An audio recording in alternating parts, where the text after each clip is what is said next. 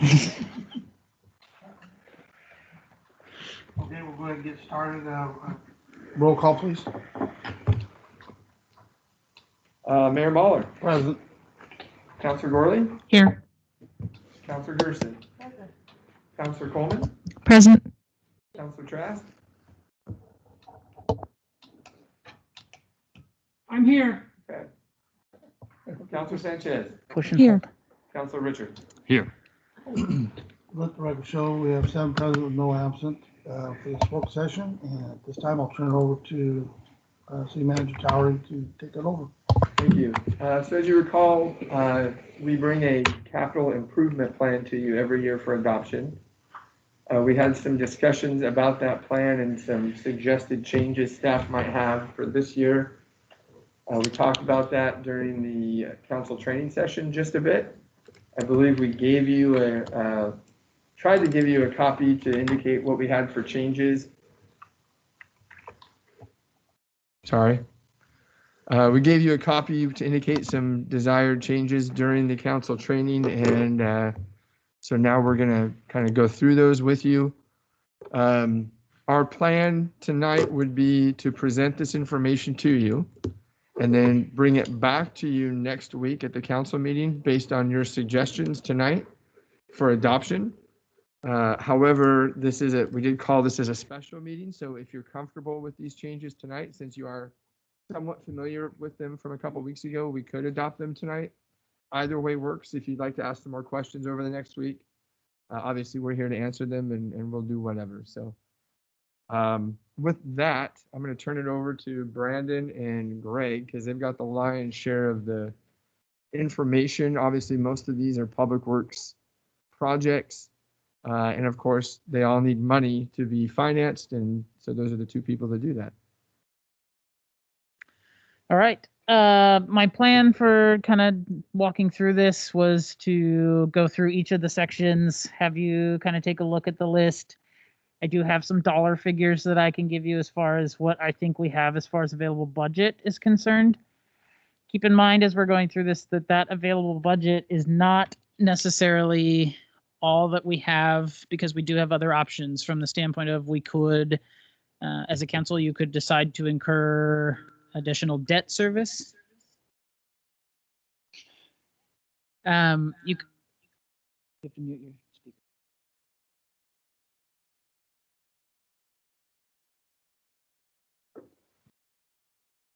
Sorry. So you could incur additional debt to take on some of these projects. That would look like either a revenue bond. Certainly a general obligation bond is not out of the question.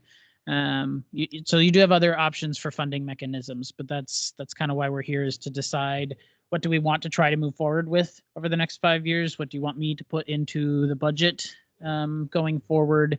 And what really is a priority as far as projects are concerned to complete from your standpoint. So does anybody have any questions before I'm going to hop over there and use the screen and walk you through things, but I can answer any questions if anybody has some before we get started. Actually, I'm curious on to kind of refresh your memory to go back, especially during the budget time, we about the marijuana revenue. There was some discussion on some being used, some of that money. First setting this up on the screen here is the police. That's why Sure. Yeah, and that's certainly an option. So the marijuana money, if you'll recall, the state's portion can really go wherever we so choose as a council and as a budget committee. You can allocate that to the police department or the general fund or the library if there's some kind of marijuana education that you could come up with to give them that funding. The part that has to stay in the general fund specifically, at least initially, is the dollars generated from sales within Sweet Home City limits. And that's based on the ordinance that was passed at the time. Those funds have to go into the general fund. Now, the general fund, if you'll remember, is rather flexible in that you could then transfer those dollars if you wanted to and take them somewhere else. So as long as the marijuana dollars initially land in the general fund from a budget standpoint, you can then use them anywhere.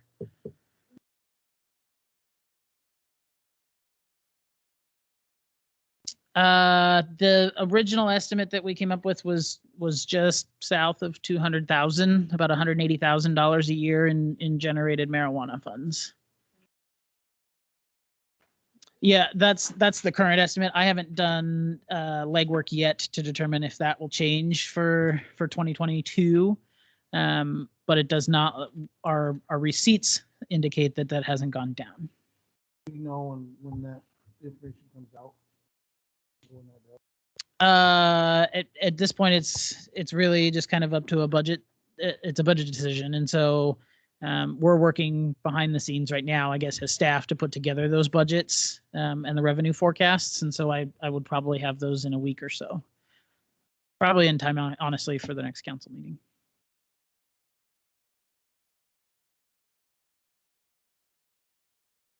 Okay.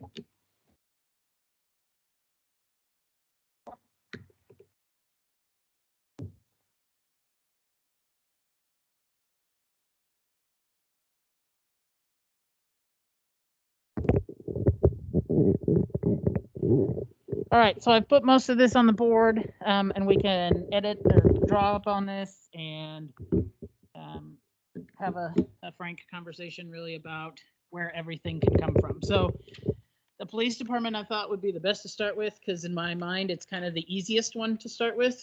And the reason for that is going through kind of an initial assessment in what the police department is going to need for operating funds. The initial budget analysis shows that you, as a council, could decide to fund all of these projects out of the operating funds for the police department. One caveat to that certainly is that by the time you get to the 2026 fiscal year, you're looking at probably about 4 months of fund balance reserves. These are rough estimates because I haven't asked the departments honestly for operational needs yet, and so they're based on educated assumptions. The 4 months meets your policy requirement. Our financial policy says that you need to have 4 months of reserves in the police department fund in order to operate each year. The council in the past and the budget committee have typically shot for 6 months of reserves where it is possible. I will remind you that last year the decision was made to 5 years out. So by the end of 2025, the police department was looking at probably about 2 months of reserves. The major swing between then and now has quite honestly been COVID funding. The city has been able to obtain CARES money and been able to route that to the police department, which has substantially helped kind of fix a little bit of a budget hole in the long run. So 4 months is certainly the minimum requirement, but if you wanted to shoot for that 6 month number, you would potentially have to scrap some project or push it out further into the CIP. So, or can we use marijuana money? that is also another option. Yes, you could utilize general fund revenues or general fund receipts to offset them.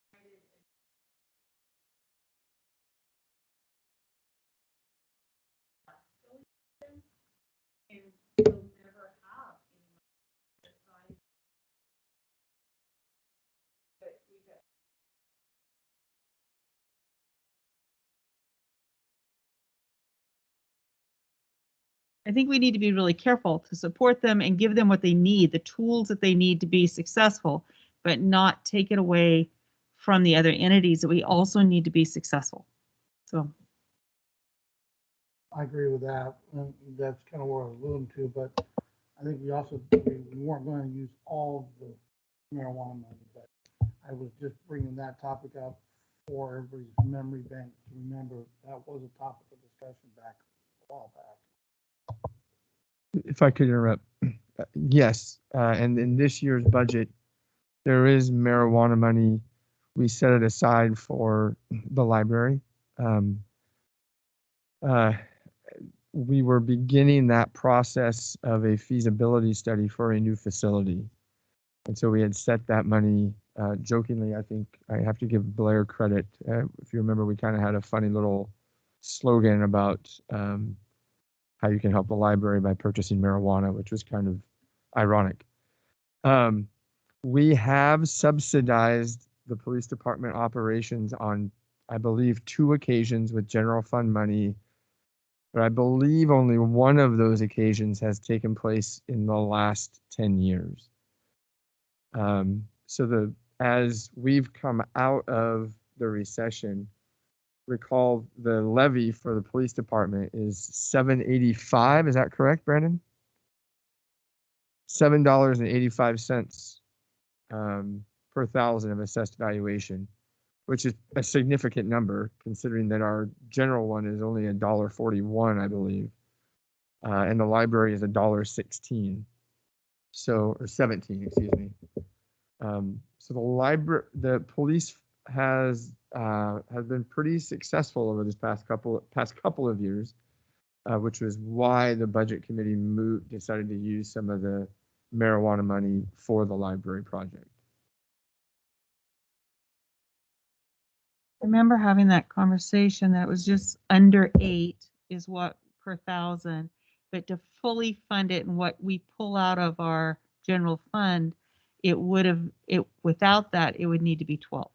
If that's the number we were given. I don't think we're pulling any money out of the general fund right now, the police department. So all aspects of wages and everything is coming out of the levy right now? Yeah. Yes. Thank you. Yeah. So Okay. it was the 5-year forecast. Okay. And again, our revenue projections were fairly, I don't want to say conservative, but I mean, we weren't doing it purposefully, but the last couple of years, the property values in the Willamette Valley have escalated at a rate much higher than what we have, I think anybody has ever anticipated, unless you're a realtor and you're smiling from ear to ear every time you sell a house at this point. So yeah, it's this massive increase in property taxes has been very beneficial for the police department and the library. So, Mr. Mayor, Brandon, I got a question about the levy. If last year didn't we have a really good amount that we were able to get through the levy because of the way it was, and when they asked the money that they asked for with their budget. Now, is that budget? We don't know what that's going to be yet, and so. I mean, some of this is not going to be relevant, is it, to a certain degree?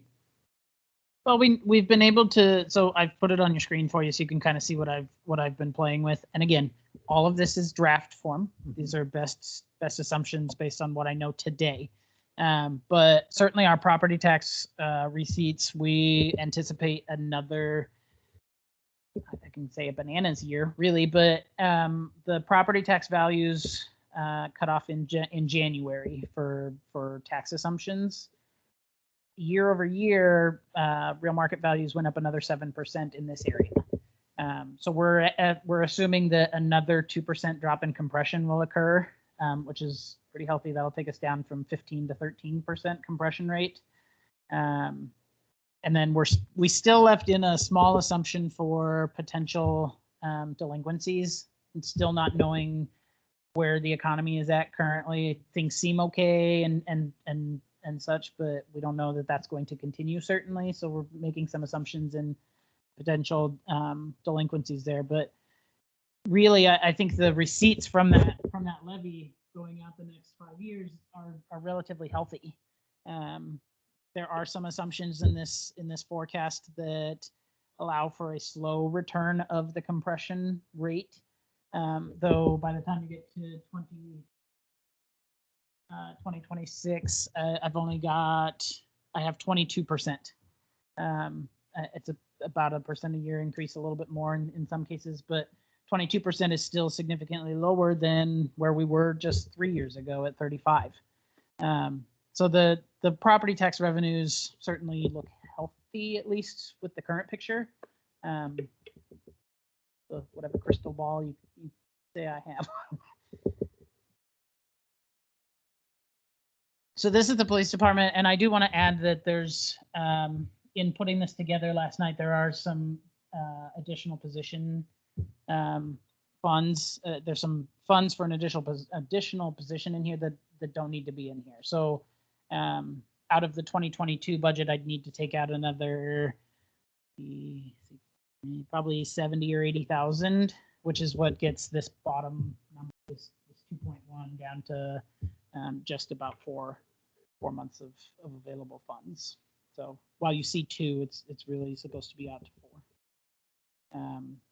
But what I want to make sure you note in this document certainly is that I have gone through and plugged in all of the police department's capital requests. So we've got 105,000 in capital requests for the 2022 year, 90,000, and then 40,000 the last 3 years. So that covers everything that's on their list, at least to date. And certainly things obviously will pop up, and that's why we go through this exercise every year.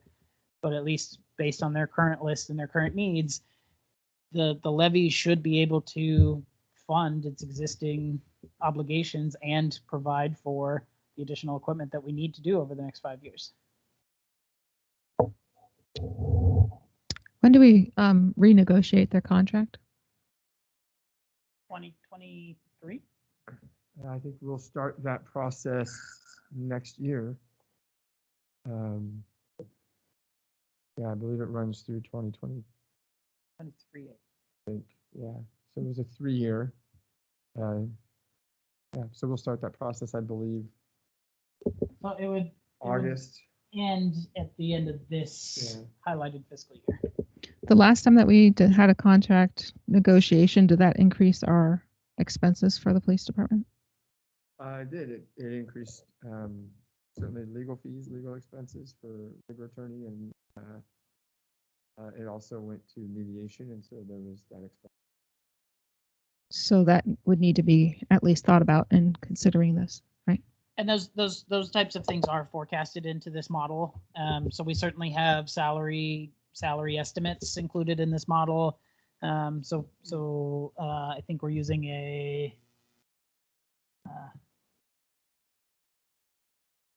it's an average number over the last basically 5 years. So the average increase each year has been 4.78% once you take into account COLAs and step increases. So that is assumed all the way through the model. This assumes PERS increases, which we all know will exist.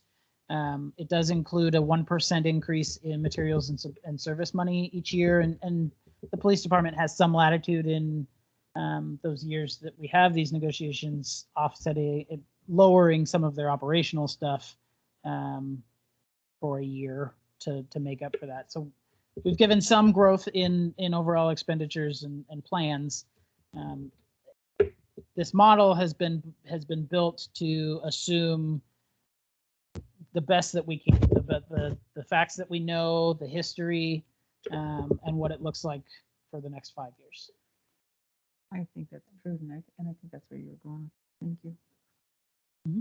If I can, every time that Brandon's working on this, it's Debbie Down or Ray, and versus Brandon as we're working on the forecast. And of course, I'm always scared to death. And I gotta say, Brandon is batting well. He's been, I think we were within 1% last year of your revenue forecast. So he's got it pretty dialed in. I will also say that some of the numbers, as he's from year to year, I have him forecast a little more conservatively farther out. But from year to year, Brandon reels me back in and shows me the trends. And I would bet a lot of money on Brandon's forecast 2 years out. And if he's off beyond that, it's probably my fault, quite honestly. And it will probably be undershot, to tell you the truth. So, And I know you were absolutely correct. 2023 is, I think, when it comes back up from the negotiations. yeah. But if I recall, the police is also very aware of the marijuana money too. Mhm. And they felt that they should have got a piece of that pie. And so that's going to come back up too. I'm sure. The other items I want to point out in at least this budget, so the transfers outline, we budgeted a little bit extra this year because we were planning to do some additional transfers to handle HVAC equipment. But then we've returned it back to the normal $10,000 a year. That's what they transfer out to an equipment reserve to put aside for a rainy day. And then, as all of our funds have, there is a contingency line in this budget. So certainly if there are kind of increased expenditures for lawyer fees and kind of unknowns that pop up, then there is a little bit of a cushion in that contingency fund. Again, the contingency line is a city requirement. It is a policy item, but any of that money that's left over in that contingency at the end of the years goes back into the fund balance. So it's just kind of a way to say, if we need it, it's here. So keep that in mind as well.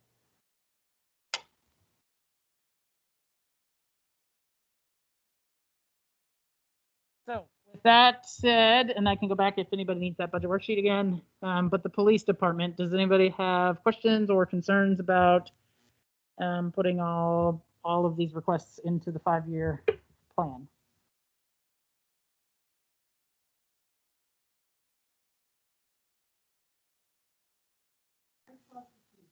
So a console upgrade was done this year. They are currently working on it, yes. Okay, so, but you've got an arrow moving it till, I thought it was done last year, and so they're Oh, moving that no. forward. Right. They are Okay. currently working on it. It was planned for last year, but they couldn't get to it, especially when COVID Yeah. hit. So yes, the arrow moves it into this existing fiscal year. Okay, and but they do plan there on was doing some that. donated money that they were gonna put toward that? Correct, What- do you 60 have any I wanna say idea what the remainder of 65,000. That is? I'm sorry? Do you have any idea what the remainder of the cost is going to be? It was 65,000 in donated funds, so we're looking at about 55 to 60,000 of levy money to Okay. fund the project. Okay.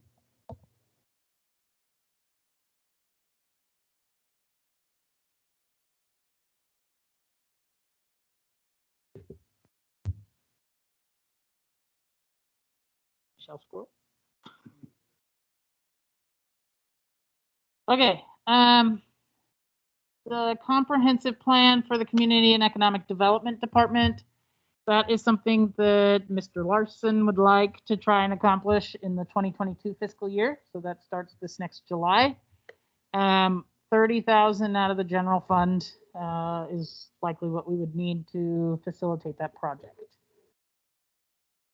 30,000 out of the general fund means 30,000 less somewhere else. So that, as a reminder, in the general fund, the budget items is the court. Sorry, I can't talk long term with that on. Is the court, is community and economic development, which is building planning, code enforcement, and some engineering work, and then parks. Those are the 3 items in the general fund. The general fund also pays out about $140,000 a year right now to cover the loan that was incurred to facilitate the construction of this building. So those are the items in the general fund currently. Property tax revenue in that fund is relatively consistent. You don't see much of an increase because it is the permanent rate. So the $1.45 per thousand that is charged to residents and businesses, property owners we'll call. That generates about $650,000 a year. The overall revenue budget for the general fund is about $3 million a year. So the rest is generated from franchise fees, building permits, planning permits, court revenue, basically revenue items that support those departments in their operations. So,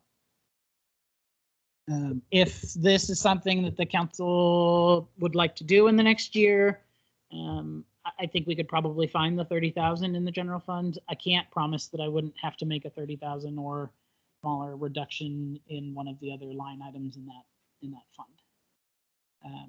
What I can tell you in the 2022 year and outlying years, right now we are currently working on Sankey Park. There is a grant, obviously, for, I think the grant was 245,000 overall. And Blair's on, so he can certainly correct me if I misspeak on any of this. And then we had a match at which we had to put in about 120,000, a little bit more, 125, I think.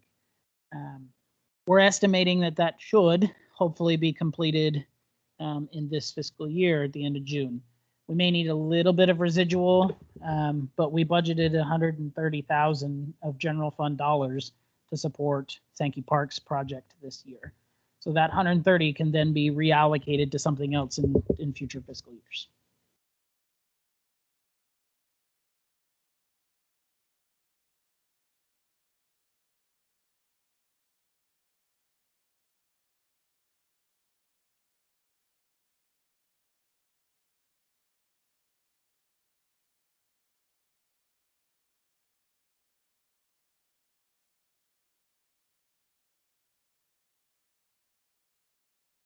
On the general fund?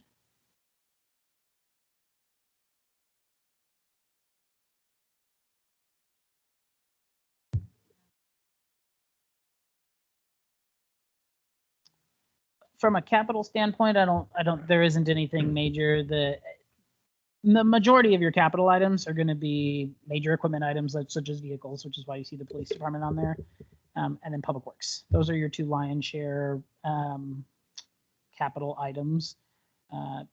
Community and Economic Development Department, just based on their operations, doesn't have a lot of those needs. And so a lot of the rest of their stuff is going to be operational budgets, which will just come out of materials and supplies or personnel if it's decided that additional staff is necessary. So that's why you don't necessarily see it in this list. And to date, I don't know if Blair's going to need extra money for other things, although we might be able to answer that too. Brandon, I have a question. So I noticed there's two different plans funded in this list of Mhm. things. Mhm. Why does planning come under capital improvement?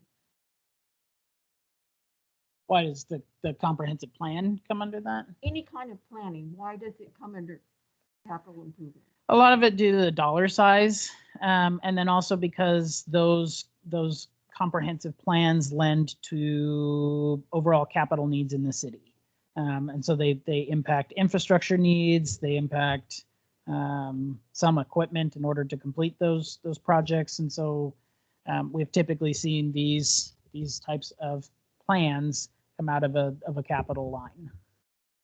Thank you.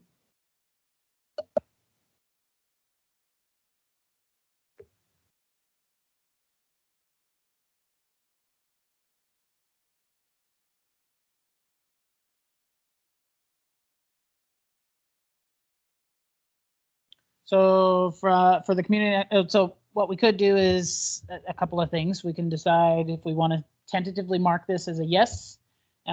We could just kind of skip over this and keep going down the list, or flat out say, meh, we want to put that off for another year. Whatever kind of your thoughts are for this particular line. I can say that because it's general fund, there may be something down the list that you all as a council decide, we really think that's critical and we really want to use some general fund dollars because we don't have any other dollars to make that happen. And so you may tentatively mark this yes and come back and say, we can wait on that 30,000. I think we need to just go down the list first and come Okay. back to it. Okay. I will get into the more exciting parts then. Public Works. So we'll start with Parks. Remember that Parks at this point is primarily funded by the general fund. I have, off to the side of this document, kind of listed out what I think you would have as far as available capital monies in the general fund for each of the outlying fiscal years. This 2022 number is the budget we are currently working on. And then we've got the other years outside of that. So You can see that it's right about 50,000 for the next 2 years. It drops to 30,000 in 2024, and then slowly picks back up. I can tell you that you have more. So this is 200, about 230,000. Let's say 250 for the sake of easy math. So you have $250,000 to handle a list of park projects that totals 1.3 million. And this is where it gets exciting. I gave you the really easy ones at first, and now we get into some of the more expansive ones. Now, that 1.3 million does include things that Public Works has ultimately said or recommended that we maybe push it out off of the 5-year list. So here I've highlighted $175,000 in projects that Public Works ultimately said we need to delay that. We don't have the capacity and the flexibility to be able to complete those in this 5-year plan. But the other items on here, they all fall into one of the subsequent fiscal years. So this is where we kind of get into, we've got to set some of those priorities where you as a council get to dictate what is it that's important to the community as the represented body of this city.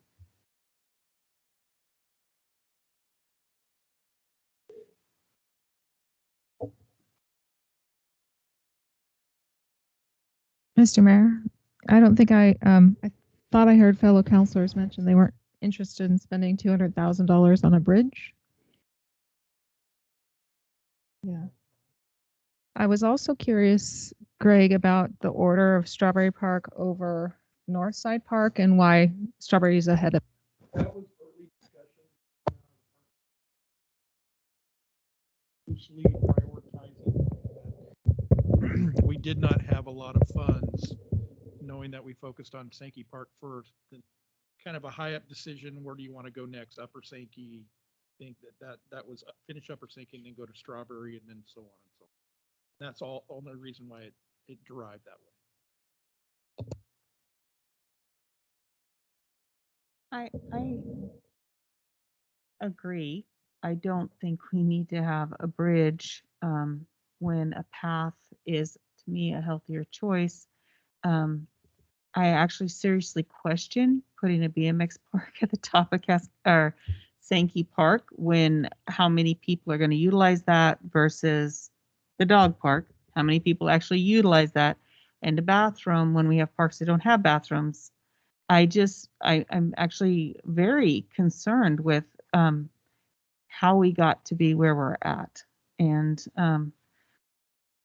I applaud a lot of the work that's been going on, but I do have questions when we only have X number of dollars to try to get the best bang for the buck that we can, and for our parks. I guess my thought is we're in the process of finishing up Sankey or working on Sankey. My question would come back would be, what is the highest priority Sankey Park itself that we need to get done? What is the highest priority? So we have a parks master plan. You have a master plan which council has adopted. It went through a public process. It was approved by the park and by at that time the park committee, now the park and tree committee, and was adopted by past councils, and so that's the plan that we follow. We have a parks master plan in general. It all went through that same process. It all had public input, and it is the guiding document that we follow, and it was adopted by past councils. So anything outside of that, and I think Blair is listening here, we can certainly double check to see that what we're putting here in the CIP in front of you is aligned with that. But I don't believe that document prioritizes the order in which it's supposed to happen. It just says, here's what the project should be. I guess I should have rephrased Yeah. my question. I mean, I know the project was $400-some thousand. fresh in my memory, but I Mhm. mean, we've been working on that Correct. in segments. Right. So some of that's already been completed. Correct. Okay, so I Yeah. guess what hasn't been completed, what type of priority? Am I making any sense of that? You So- understand what I mean? Yeah. So Public Works has listed out, oh, that didn't work out in my favor. Public Works, as far as Sankey Park is concerned, Public Works and Community and Economic Development have listed out that in the next project that should happen after what is currently being worked on with the grant. The next project that should occur is constructing bathrooms, tables, benches in Upper Sankey Park. They're saying that should take place next fiscal year. And then constructing a path connection to 16th Avenue and First Street. They've also got the bridge on here, but we've discussed the bridge, so we don't have to go back over that. So they're saying over the next 2 fiscal years, 2022 and 2023, they're looking for about $100,000 to complete the items currently listed for Sankey Park. I don't know if there are additional items that are not on this list that were planned for outside of the 5-year. I think everything past Sankey is so high up, there's no funding that so far out there that we have solely focused on. Everything's still fluid beyond. So right now on the list is 100,000 to finish Sankey Park based on what we know to date. And just remember, Mr. Mayor, go ahead. this will come in front of you every year. And what this does is, this document is fluid. We're required to have a 5-year capital improvement plan. The state uses it for data gathering, those kinds of things. And then we budget to it, but it's very fluid. So the reality is, you need to be very serious about 1 and 2 years out. 3, 4, and 5, not so much, because you're going to get 2 shots at that before we start budgeting to do that work. Well, I guess, Councilor Trask can probably answer this because he sits in on the committee, but, you know, with what needs priorities moving forward within this year and next year, you know, just from feedback I've heard is, and I don't see it on there, but I have had a lot of feedback from it, is the dog park. The next is lighting. We need to improve our lighting in the park. And then I'm not sure about the restroom, but that's has been a part of the discussion. I don't know if we can do that as a priority or Yeah. how you want to implement it. Have you seen Sankey Park at night? At least Lower Sankey Park recently? Yeah. It's bright. I don't know that there's any additional plans for lighting. I mean, I think they have an upper. Yeah, absolutely. So you're saying that there's green checks here for the $440,000. That's all taken care of. And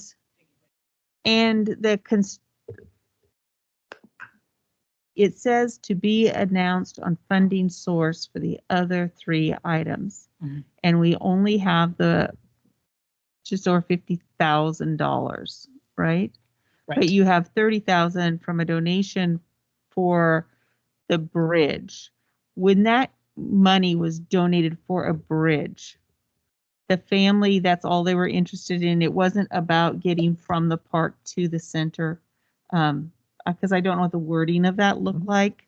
If they would be interested in doing a path, because I think the $30,000 going towards a path is a lot different than the $200,000. I think Blair might have an answer for you if we can allow him to speak.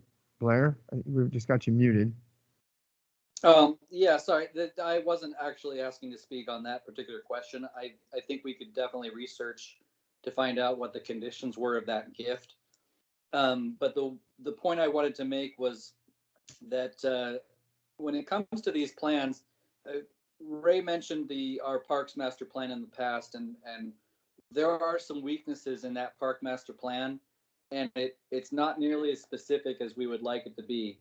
And so a lot of these projects should be informed by a plan and publicly adopted. And there's nothing wrong with having a huge wish list from the public that is going to take forever to get to. But the important part is that this is what the public has asked for. And then we can prioritize and fund them as we are able. And the reason why it's great is because, well, on the one hand, our SDC funding is based on our capital improvements plan. And so as we get that funding in, that can be dedicated toward these projects. But also it opens us up to grant funding. If we don't have a publicly adopted plan, and if we don't have some basis to say this is what all of our citizens want, then it makes us less competitive in grants. And so having that plan in place and then having these prioritized, even if they're really far out, we can still use that as leverage to get more funding.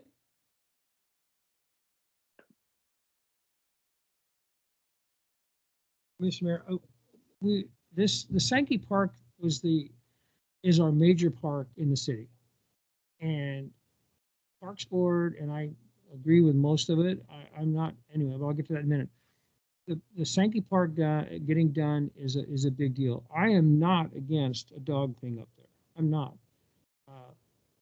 I think there's room for that. And I know somebody that wanted to donate some money for that, but that's beside the point.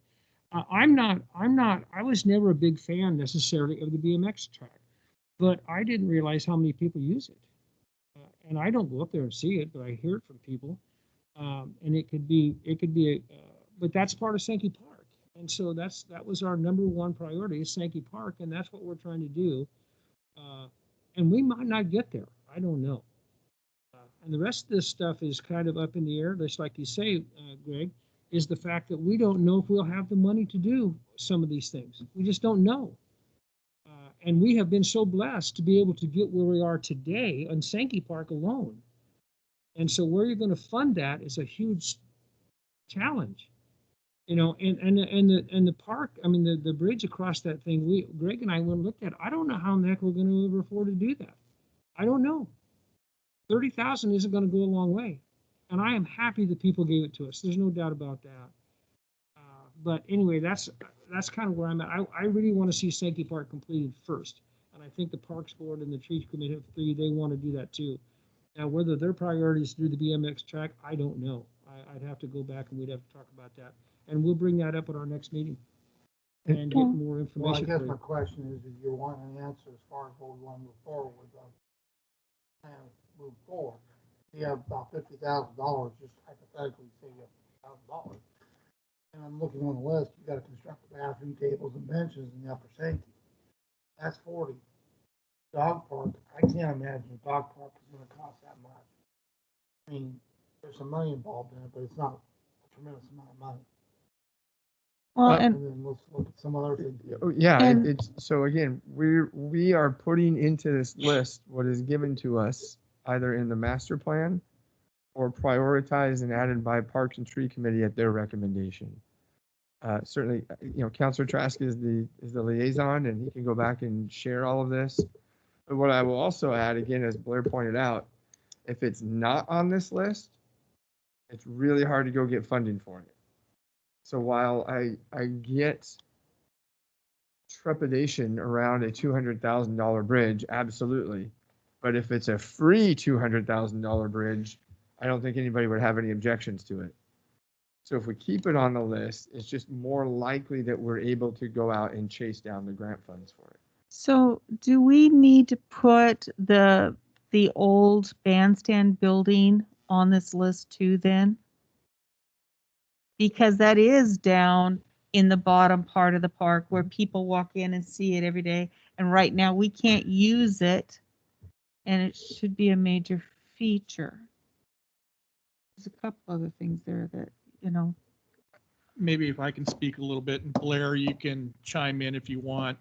We have our engineer of record right now under a task order, and they're looking at the bandstand and the gazebo and its conditions, and they want to bring to you in the upcoming weeks ideas with a plan of some upper high level designs and possibly a tour of a couple other type amphitheater type stage type places And so that's going to be forthcoming in the upcoming weeks.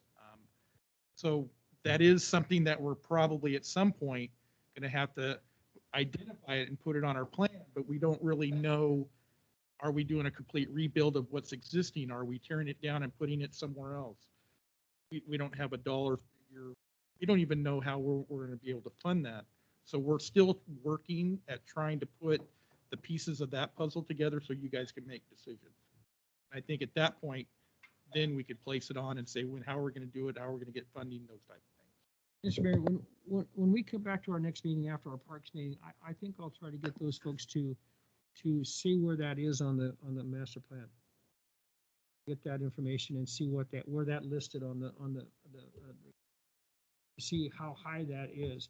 Now we know it's terrible right now, and maybe that wasn't even looked at that time. I don't know, but I'll try to get more information on that so we can have more info so we can tell you where it was then and if we want to change that. Because the amphitheater you mentioned was on the original plans for the park in the first place. And so if we're going to have a featured park, let's fix that up, get it done, and be very careful, prudent about how we spend our money, because we do have needs.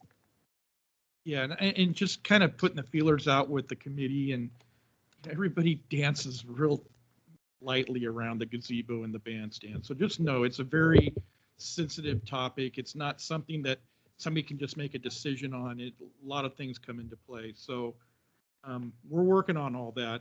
And we will bring it back, and I think it's going to take council to make decisions and to give us some clear direction in which way we're going to go. So, in PSA, I'm like that Council Travis. I was a little surprised at how many people really actually use the beach. There's actually quite a bit. When you look at a community on a whole, and you don't have really a lot of activities for our younger generation, that's up there in the priority a little bit because we are youth. There's been some discussion about updating that as well to what they call a pump track, which is pretty popular right now. And like I said, I've had quite a few citizens ask me about dog park. I think we need to make that a little bit on a list. I researched 2 different companies, the dog park, because I was kind of curious on funding, how much, looking at something like that. I found a couple of them that are in around the $2,000-3,000 range. I mean, it was pretty nice equipment. I mean, it was set up. It was need for a dog park. So I'm actually not surprised. So, Mr. Mayor, if I might, what I'm hearing, I think, from the council is that Sankey is kind of the priority, certainly over the next 2 years, to leverage what we have potentially in the $50,000 realm to address Sankey. And then what do you want to do after Sankey? Where do you want to head after that?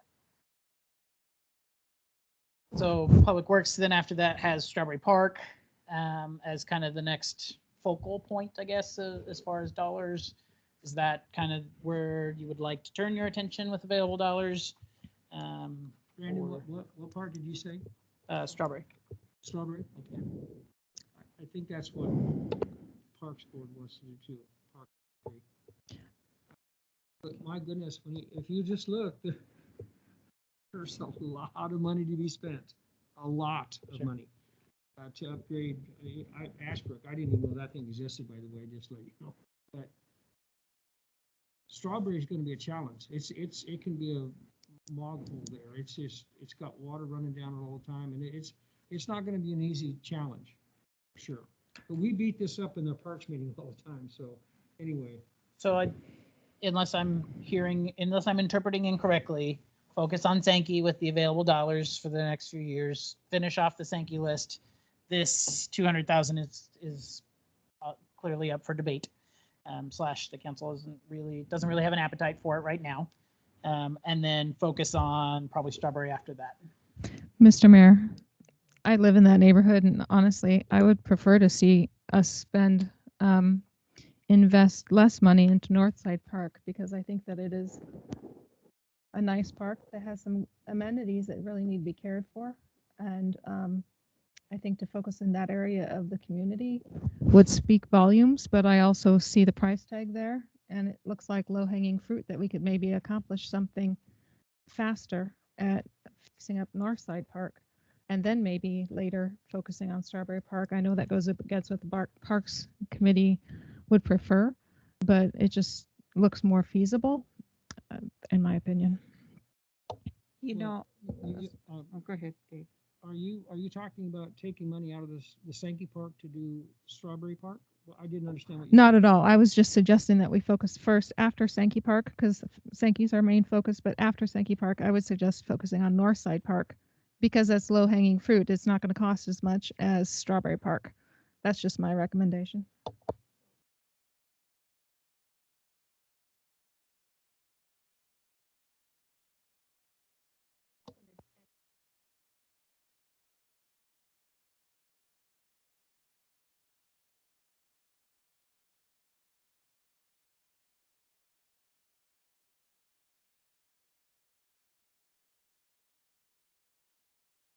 I agree with that. Having grown up here, Northside Park, everybody knows where it's at. They know that it's not cared for the way that it should be. I had to literally drive down and find Strawberry Park. I didn't even know it was here, and so I just feel like it's a little more exclusive. I mean, it's sad, but and if I lived in that neighborhood, maybe I'd feel different. And I care about the people who live there, but I'm wondering if instead of draining it, maybe we need to rethink what a park looks like and make that focus on the vegetation and the experience there in a different way, drawing in birds and butterflies and that kind of thing. But I agree with making Northside Park the second priority. I also believe that park needs to have a personality that is different than at the other parks. I believe it should be focused as this better playground equipment, the handball court updated and fixed a little bit, but make it a fisherman's park. I really think it needs to have an identity that draws people there. And I know there's a higher price tag to doing that kind of a thing, but for now, I think at least it should be a higher priority than Strawberry. Well, and I also, I, not to say never look at Strawberry Park, but we, back to what I'm saying, we have to look at our community, not just certain areas. And there's been a couple individuals that came before the city has recommended a donation of land for a park out here in Foster or midway out here towards Foster. I think we have to keep that in the back of our mind, sure, and plans, because we can't ignore what our city is focusing in just one specific area, as we don't broaden our mind on this. We don't where these parks need to be. Well, the only problem we're gonna have is finances. And to get a grant, we had to, the whole process. We can beat this up all night, but the bottom line is I don't care which way we go, whatever we decide, that's okay with me. I'm just happy that we got Sankey Park where it is, and we can get maybe some more money from the state or whoever to do something else. But right now, I think we need to concentrate on Sankey Park, because that's what our best park is right at the point. And there's a lot of stuff that can be done at Northside. They got a tennis court there. They got a basketball court there. There's no doubt about that. And our racquetball things down there too. But I think we need to figure out how to get through Sankey Park before we big plan again. Which way we go, I'm just glad that we've got parks money. That's it. And I do want to assure the council that everything on this list, as we go through budget years, and as Blair mentioned, grants are a big opportunity that we can try to ascertain. We will certainly be on the lookout for other grant opportunities through either USDA, especially for our infrastructure projects, through Business Oregon, that, if the state has anything that they want to contribute, so that we're always going to be looking for other funding opportunities, short of just saying, I have this specifically in our funds, that's all we're going to use. we're going to look for other means as well. Well, and of course, a lot of those grants, you have to have matching money somewhere. And we've been, well, okay, I'm done. So maybe this isn't the time or the place, but I think as we go into the budget cycle of making these priorities, and please tell me if I'm wrong, Counselor Gerson, but it seems like we have a lot of money set back for investment for whatever, and our people have paid that in with their taxes to make Sweet Home more livable.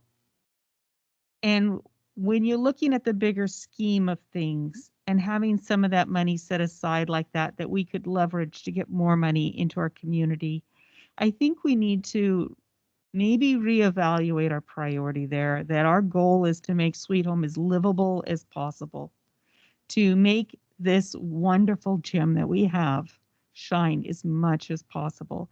And I think that reevaluating how much we have set aside and invested, and maybe pulling some of that and investing it into our parks and the projects we really do desperately need. I think we need to take another look at that. And I believe that that was a recommendation before. Am I correct?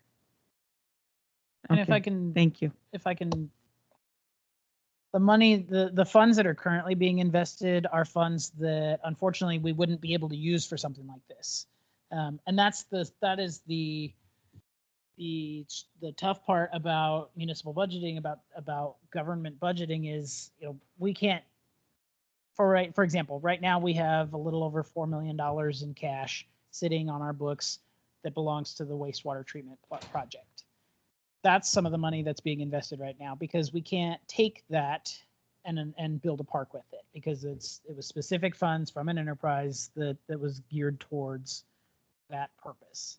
And so the funding that I've identified here gets you to that bottom line of making sure that you're meeting the minimum requirements, that 4 months or the 6 months, really the 6 months is established by the council, and then nothing more. Everything else is it's not that it's tied up in investments, it's just tied up in other expenditures that you all have deemed as necessary for the city to operate.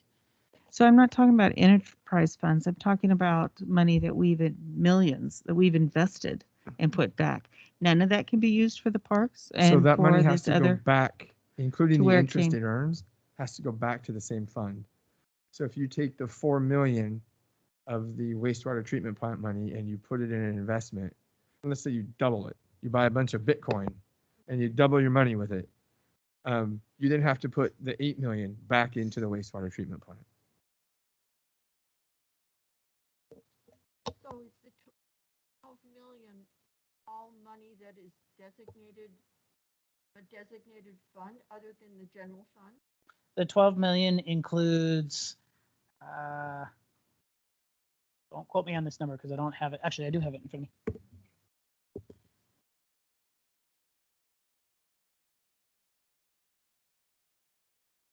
So of that $4 million or $12 million that's sitting in the local government investment pool, which is essentially just another bank account for us, about 1.1 million belongs to the general fund. And that 1.1 is equal to about a little over 7 months of available fund balance. So there is some flexibility there. But if you drain the current fiscal year down to 6 months, then your future fiscal years potentially may end up lower than that 6 months. So it's trying to prioritize, where do we want the ball to fall? Do we want to have that 6 months in the current fiscal year and worry about the future fiscal years later, or do we want to make sure that 5 years from now we have that 6 months of reserves? So we're really looking at a philosophical question here. Yeah. So, want to think about 5 years from now, or do we want to think about what we want to do? And this council, for a long time before any of us were on it, I believe, kicked the can down the road a long time, right? Mhm. So that nothing got done. Now we're in the opportunity to get something done. that we want to get done, and the community is growing. And I don't think we can stand still here. I mean, I know you're the money man and you're keeping your tight fist, and I got that, but this is something that I think we all have a passion for, making the community livable. Right. And,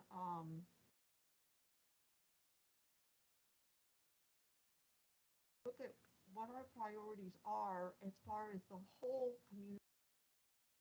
And certainly, my job is certainly as finance director is to give you all of the facts and then for you all to make the decision. Right. So if the decision is, like I said, to make sure that we're meeting our policy requirements, that 4 months, and worry about the future fiscal year so that we have some available funding right now to do what we can right now, so be it. We will certainly, as staff, build the budget in that manner. That's the beauty of this process, is that it's not up to us. We propose a budget for you, and then it's entirely up to the 7 of you and the 7 community members that participate in this process. Basically saying, this is what we think is important for our community.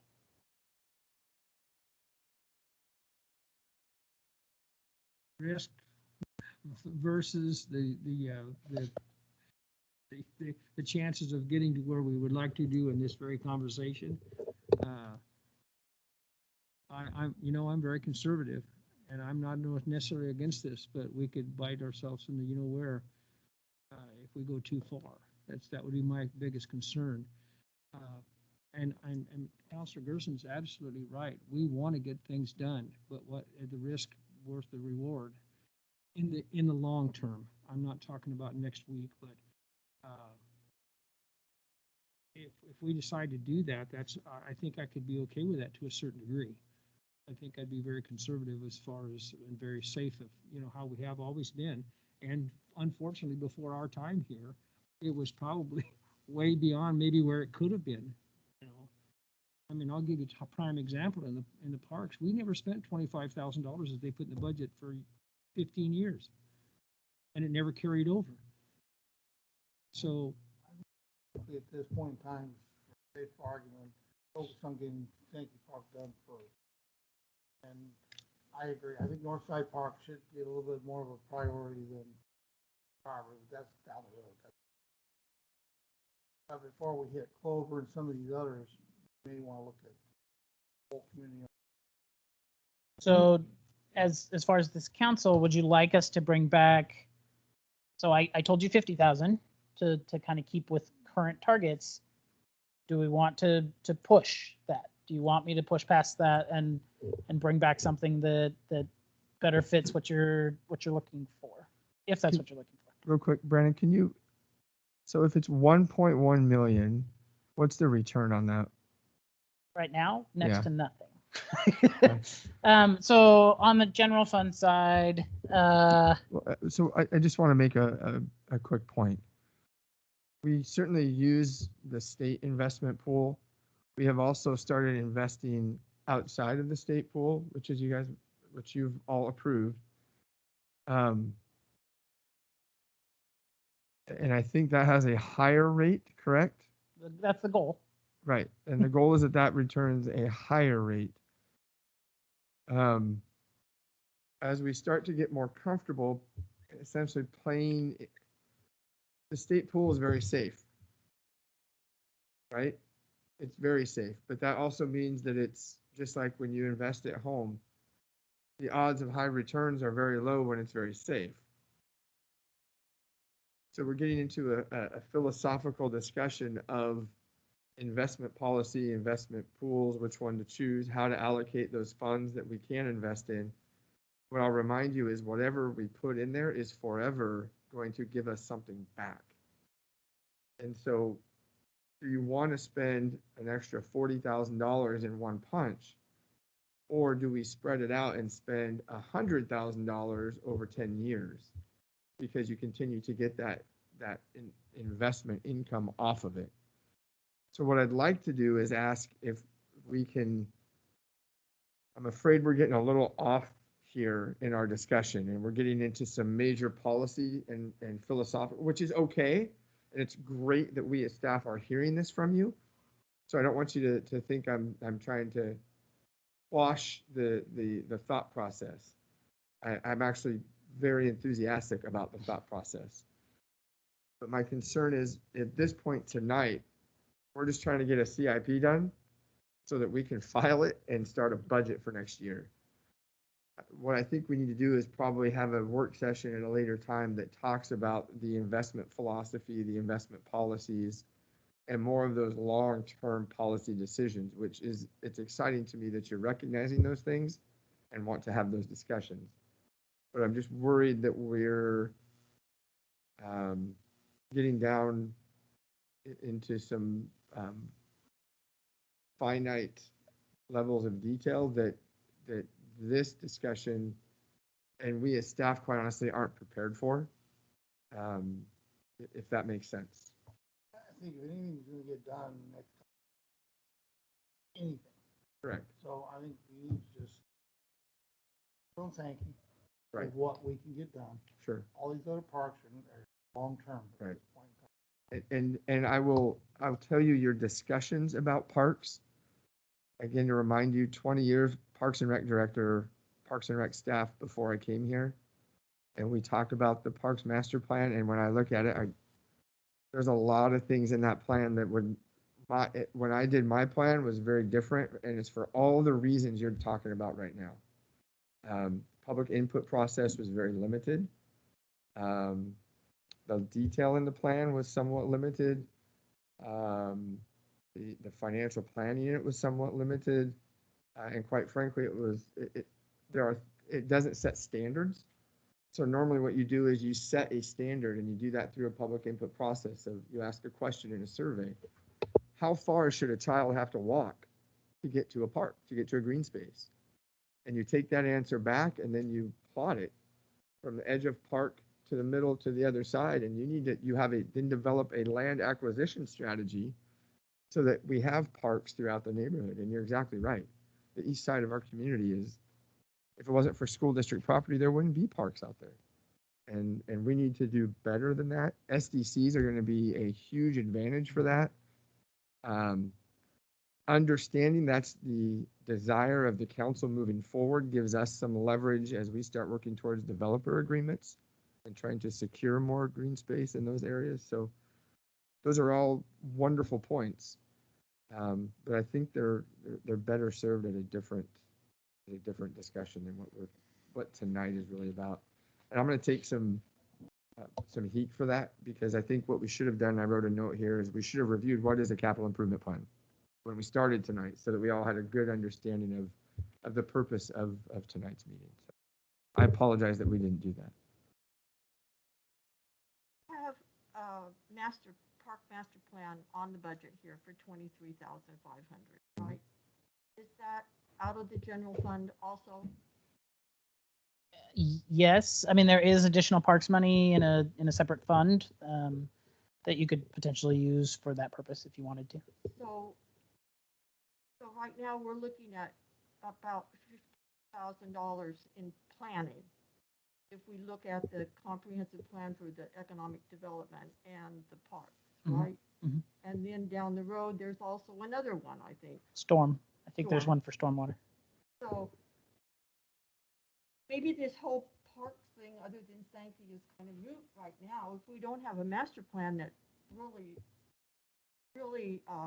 is what reflects our community, then we're kind of, we need to go down to that master plan. And then we would have something to know what we're doing, other than what we feel. I think we've heard a few times about the master plans. I think that given existing resources and some of the operational needs, I think we could fund the master plans. Storm water is a different issue, and we'll get to that when we get there. But I think we could afford, without making any major changes to the budget overall, to fund the planning. What's it called? The comprehensive plan. Thank you, and the parks master plan. If the council would like to see that in the next year.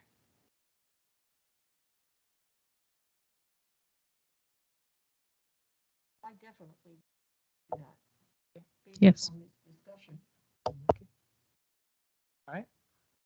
So I will focus the budget on Sankey and those master plans, comprehensive plans, and the Parks master plan so far. Mr. Mayor, can I ask a question? I was curious for the grant funding, if we need to have matching funds available for that, and if we intend to use the money in the general fund, would that deplete our matching funds? Do you like have to hold it to get more grants, or how does that work? So with our existing grant, yes, there was a matching requirement. It wasn't a one-for-one match. I think it was they provide two, we provide one kind of situation. And so we are currently eating up those dollars to utilize to meet the requirements of the grant. As far as future grants, a lot of times those matching funds can even be something as simple as gifts, in-kind contributions, which can include employee labor. So if our parks crew leader, for example, goes out and does something related to the project, we're not using he's already on staff, so we're just using his time, but we get to contribute that towards that match. And so then we can take the dollars that maybe we would have spent otherwise and reallocate it for something else. So there's some flexibility in the matches each year, but certainly we anticipate that we will eat the existing match dollars based on the project needs.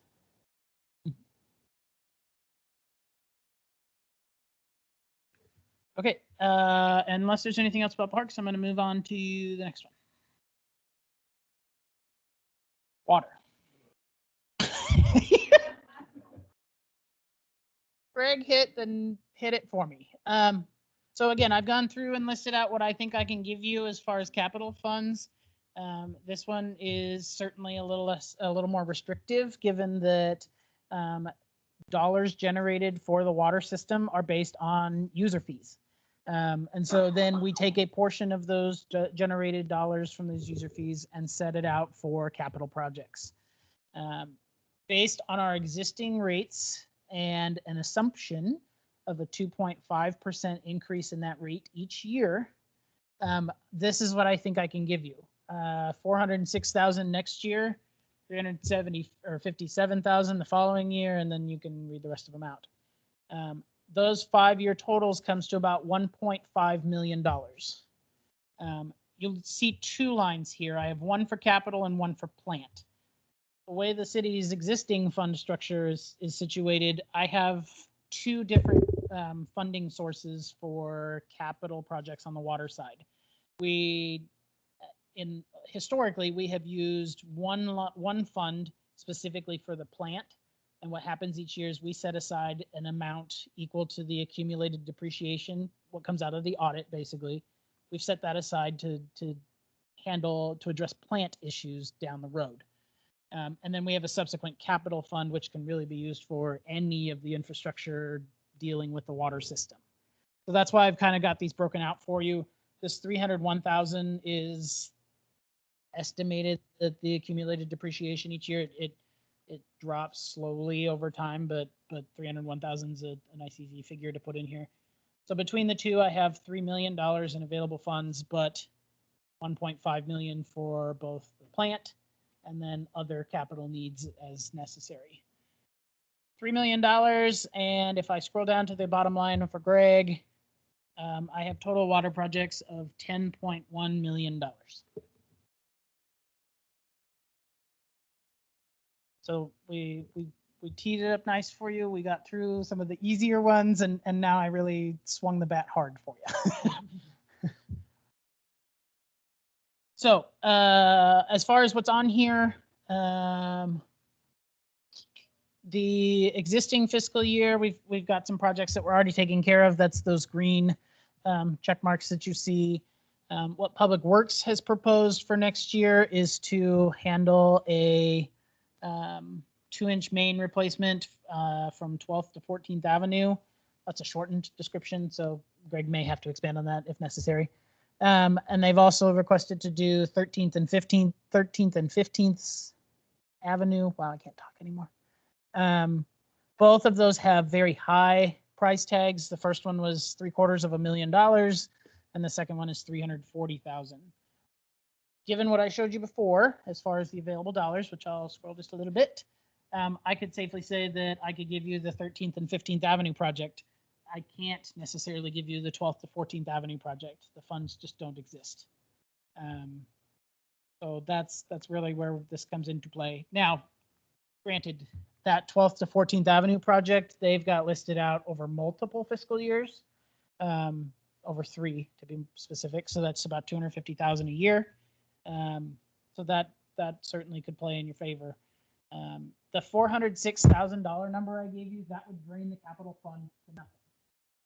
That's every dollar that is in the capital fund, as far as our projections show for 2022.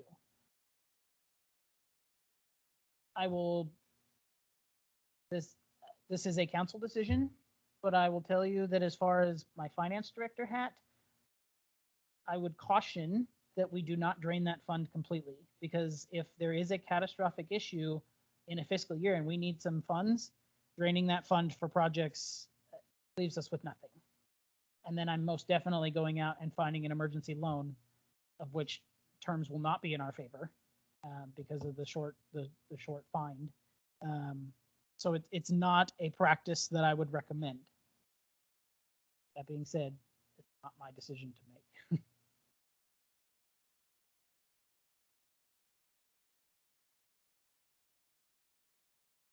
Also says that the third, Yes. and the other one, 12 to 4, Yes. but the total figure of here is the total figure budget. Yes. Yeah. So So you're looking, if you were to try to do both next year, if they were to do an even split each year, you're looking at 250, 140, 400,000 next year. we have 406, right? Yep. So is that something that we could do, or is that too much? You could do it. The Okay. funds would exist to do it, but No, you would, that's you not would, what I asked you. you would deplete the capital reserve and you'd have Okay, nothing. so we need to pick one, or he needs to pick one or the other. Right now, for all 2-inch water mains, I have a tech memo with record.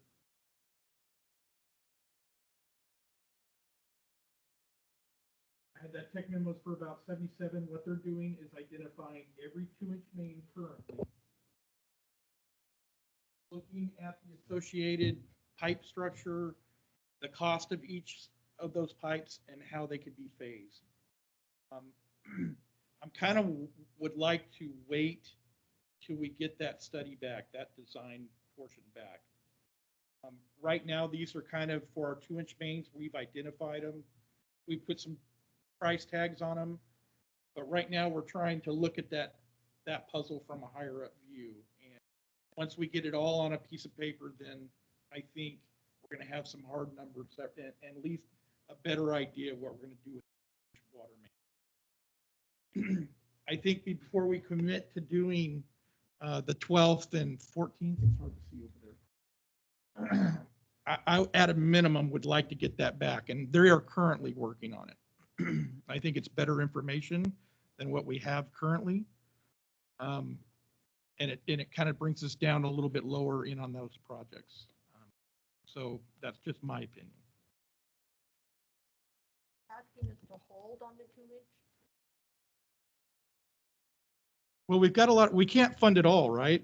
Right. So my thought is I would at least like to get everything identified from our engineer record that we've literally had on for, what, 7 months now? I'd like to give them an opportunity to refine these a little bit. I know they have to be replaced. I want to get started on these mains. It's one of my highest priorities other than the plant. But I'd hate to just say, let's all right now, we're going to put $750,000 and we're going to go when I don't even have the engineer plan back, right? Right now, we're just saying this is where we're at. We need to replace it based on rough square footages. This is what it could cost us. But we're going to have to get it designed. We're going to have to get it constructed. I don't believe I'm going to be able to design it and construct in a year. My plan with these 2-inch water mains was to basically get them identified and start planning them and phasing them out, not just to start throwing money on an annual basis. Still some refinement that we need to do on that project. And I would be afforded that time. It would be greatly appreciated. So then maybe the best direction, or what I might recommend then, if that's the wish, if that's Greg's request, is that you essentially tell us kind of what your priority is as far as spending of that 406,000. Is it half? Is it a quarter? Basically, we can start with the dollar amount of what you feel comfortable spending, and then we can come back once that tech memo is outlined for you and say, okay, you gave us this allotment to work with. This is what the engineers have proposed or are saying is most critical, and this is what we can do with that funding you've allocated.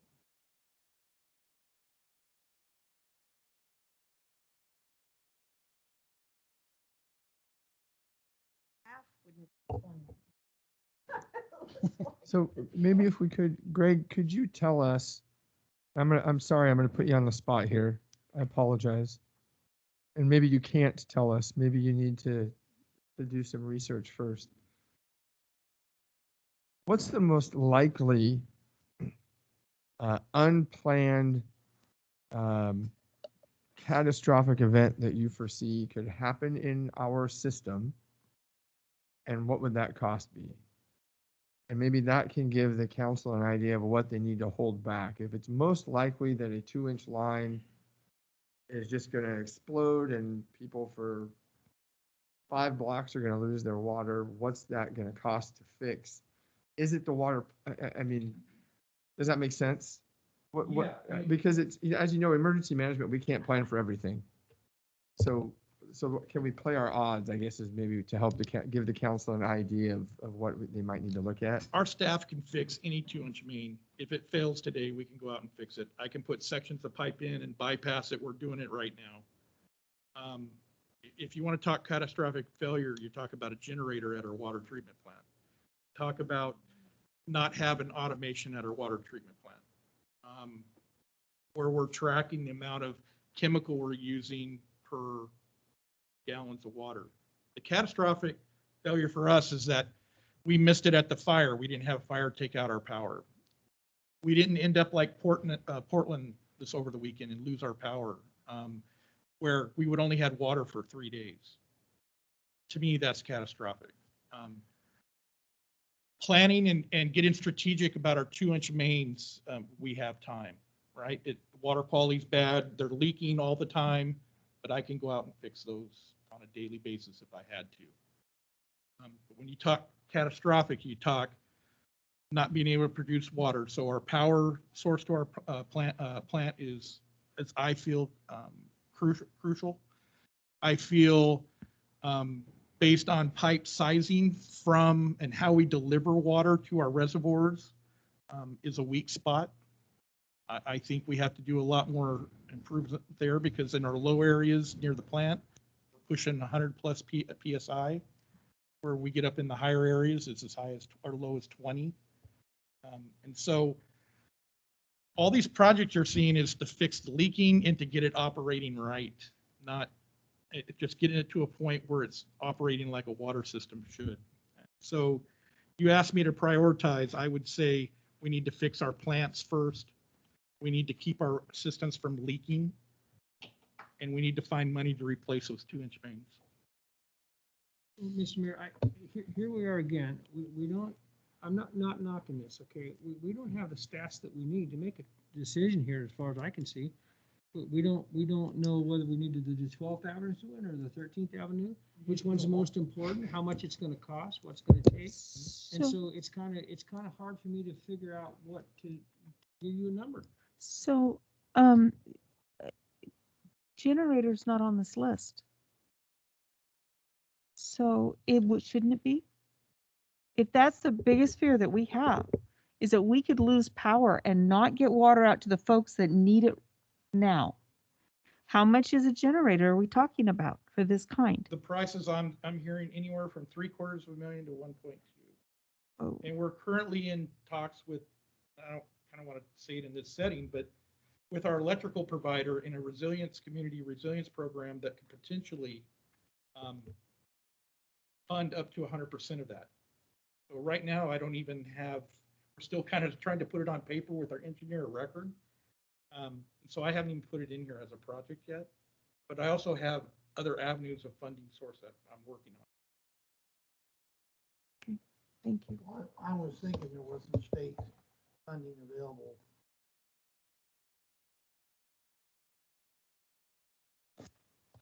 So, It's the same We, thing. we could go out for, we've already talked to USDA, we've talked to BizWord, they could give us a very, very low interest loan, but then it comes back to debt to try to fix these things. Because they are enterprise program or enterprise funds, they're required, they just don't go out and give money like that. They make you go out and get low interest rates and loans long-term, pay back the debt. So it's not a lot of free So- money when you come to water and wastewater. They might give you some small grant, but usually have to pony up for those. So is there a benefit to making a placeholder on there for that, to identify that that's a priority in tracking down the funds and stuff, but to at least identify that that's a priority? The project is in ClearGov, it's in our database, it just hasn't been put up. Okay. So it will, when we bring this back, that is something that will go in there with the, and it'll show up as one of these that shows grants. Because to be quite honest, that's the only way we're going to be able to fund this, to fund a resiliency item like that, a generator or whatever it may be, is a grant. We don't have $750,000 sitting in the water funds available. Right. It's a fairly recent development. It's something that recently has come to our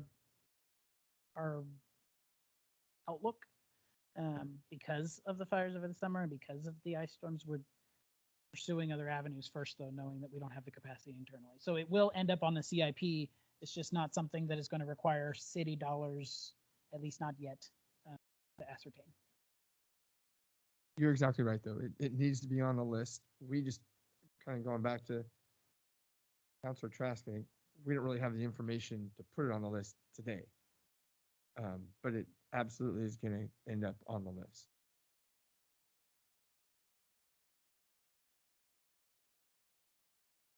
I'm curious. I don't see anything. I'm gonna ask a question, looking at only developments that are happening here. Is there anything on this list that comes as a priority that have to be done? And I understand the developers, these SDCs, and they've got their requirements. Anything on here that's kind of a priority that we kind of, as I know that so many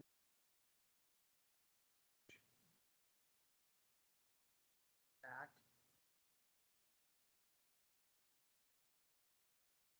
So those things that we would need to accommodate growth. Yeah.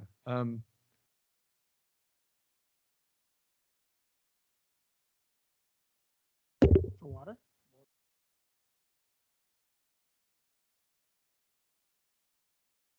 Example, I know 30 house developments getting started. There was 3 years out. All your master your future growth development.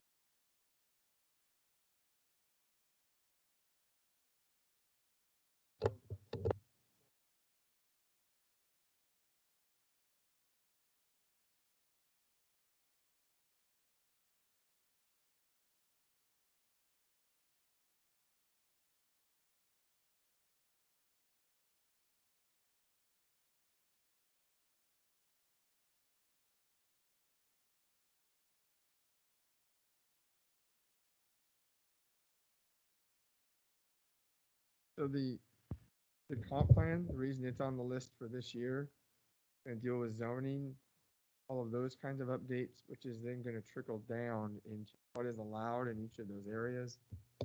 What are we expecting in each of those areas? And then that's going to trickle, all that information trickles down into these other specific master plans. That's why that comp plan update is on for the next year. That's got to be the first one on the list. And that will get us all that information. And again, we're trying to put together all that information and do it in a manner as quickly and strategically as we can.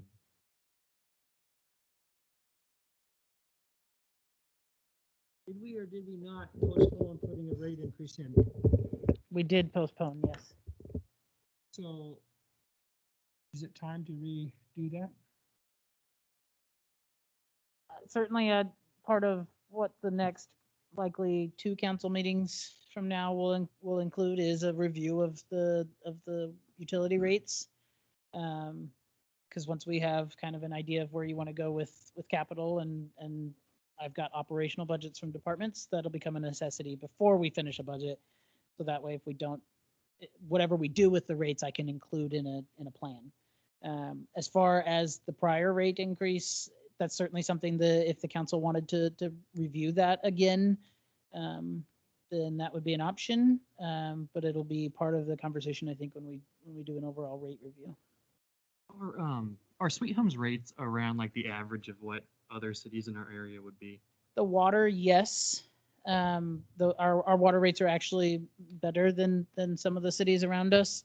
Our sewer rate, no. Our sewer rate is definitely the highest, one of the highest in the state. A lot of that is due to planning to set money aside for the new treatment plant. We haven't seen a rate increase in that since November 2017, and so that will help keep us at a point where eventually folks will catch up to us. But yeah, we're still high on the sewer side. Thank you. Mm-hmm. So is there any comments about reevaluating the rate that we did not do? Is that something the council would be wanting to look into? Because I think it's important that we do. And to be honest with you, I think we should raise it to where we were going to be, in my personal We have opinion. discussion here. Right, and we are bound to bring that discussion to you before we can go forward with the budget. So it's all going to be tied up in this upcoming meeting. If not next Yes. week, be the following meeting. So, Mr. Mayor, were you talking about making that retroactive? Is that what you said? I Okay, think that's what we were talking about. I'm not sure about We would not, unless you wanted to shoulder folks with a very large bill, we would not be able to do a retroactive. Because that You'd be would back require billing us for going back people and if you did that. rebilling. I think, yeah, for me, I'd just like to see it start. Right, yeah. Not do No, the, I'm talking about, retroactive. I'm talking about where we originally backtracked. a year ago. Yeah. So we set our rate. There was going to be a slight increase. COVID hit, Yes, and we decided not to act. We decided to put off that increase and not hold That's the steady because increase we I'm didn't know talking what was about. going to happen. And now we're coming back around where we've got to prep a new budget. So we will revisit that rate that's the structure. rate I'm talking about. I'm talking about. So what we can do is bring for the next council meeting, because we still have time to get stuff into the packet.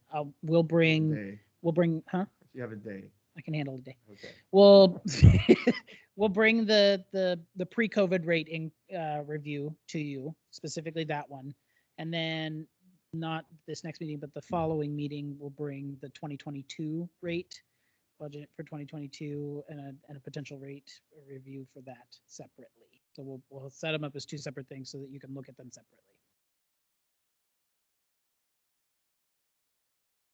Sure. On this water, water depreciation. Mhm. Would you Sure. Water depreciation is what we typically use to fund projects specifically related to the plant. We try to focus that money specifically. That covers the depreciation of the water treatment plant itself. And so we put reserves into that to cover long-term needs for the water treatment plant. The water capital is going to cover our water lines, our water pump stations, potentially our reservoirs, things like that.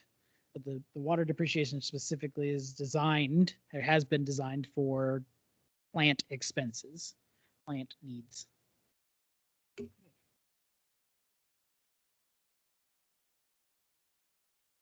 So Brandon, you had asked us to come up with a number that we feel comfortable with for the capital expense. Yeah. And so we have 400,000, 406,000 possible. Mhm. So we're just supposed to Shoot for a number.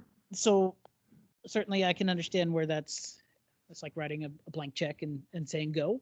Mhm. Part of what you see on this list and part of the understanding with setting that number is knowing you're not going to be, we as a team are not going to be able to tackle everything because the dollars just don't exist. But deciding what you feel comfortable with as far as dollars and then coming back and saying these specific projects that will fit in those dollars once we have the new tech memos from our engineers, being able to say, okay, we said we feel comfortable with this dollar amount and these projects that the engineers recommended fit in that dollar amount. That's kind of what I'm hoping for out of this process right now, so that we can plan accordingly when it comes to the budget process. If the council wants to wait for those tech memos, certainly that is most certainly an option. But the $406,000 number won't change from the No. tech memos, right? no, it may go up or down slightly, but Mhm. not enough to do any significance. Because again, all of these numbers are draft form. I've done my best to assume, to quite honestly say, this is what I think Greg is going to ask me for.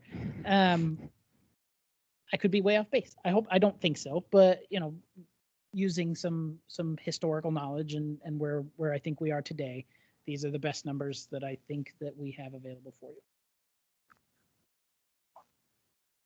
You're pretty good with numbers too.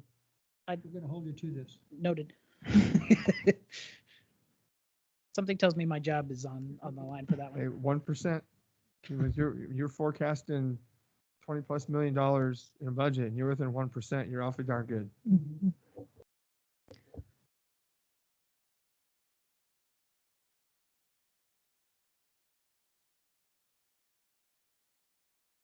You guys are shaking your head. This is fun, huh? So Brandon, as Yes. being the one who's fiscally responsible and can do 1%, right, projection, what would you recommend that we keep in the capital fund?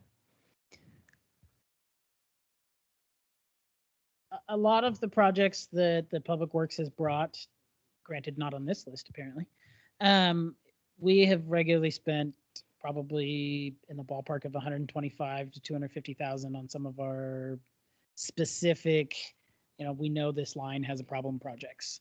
From a comfort standpoint, if this were me, 250,000, leaving 250,000 in that fund seems like the smart thing to do so that you have that available. That is my recommendation to you as a council, is I would leave 250,000 sitting there.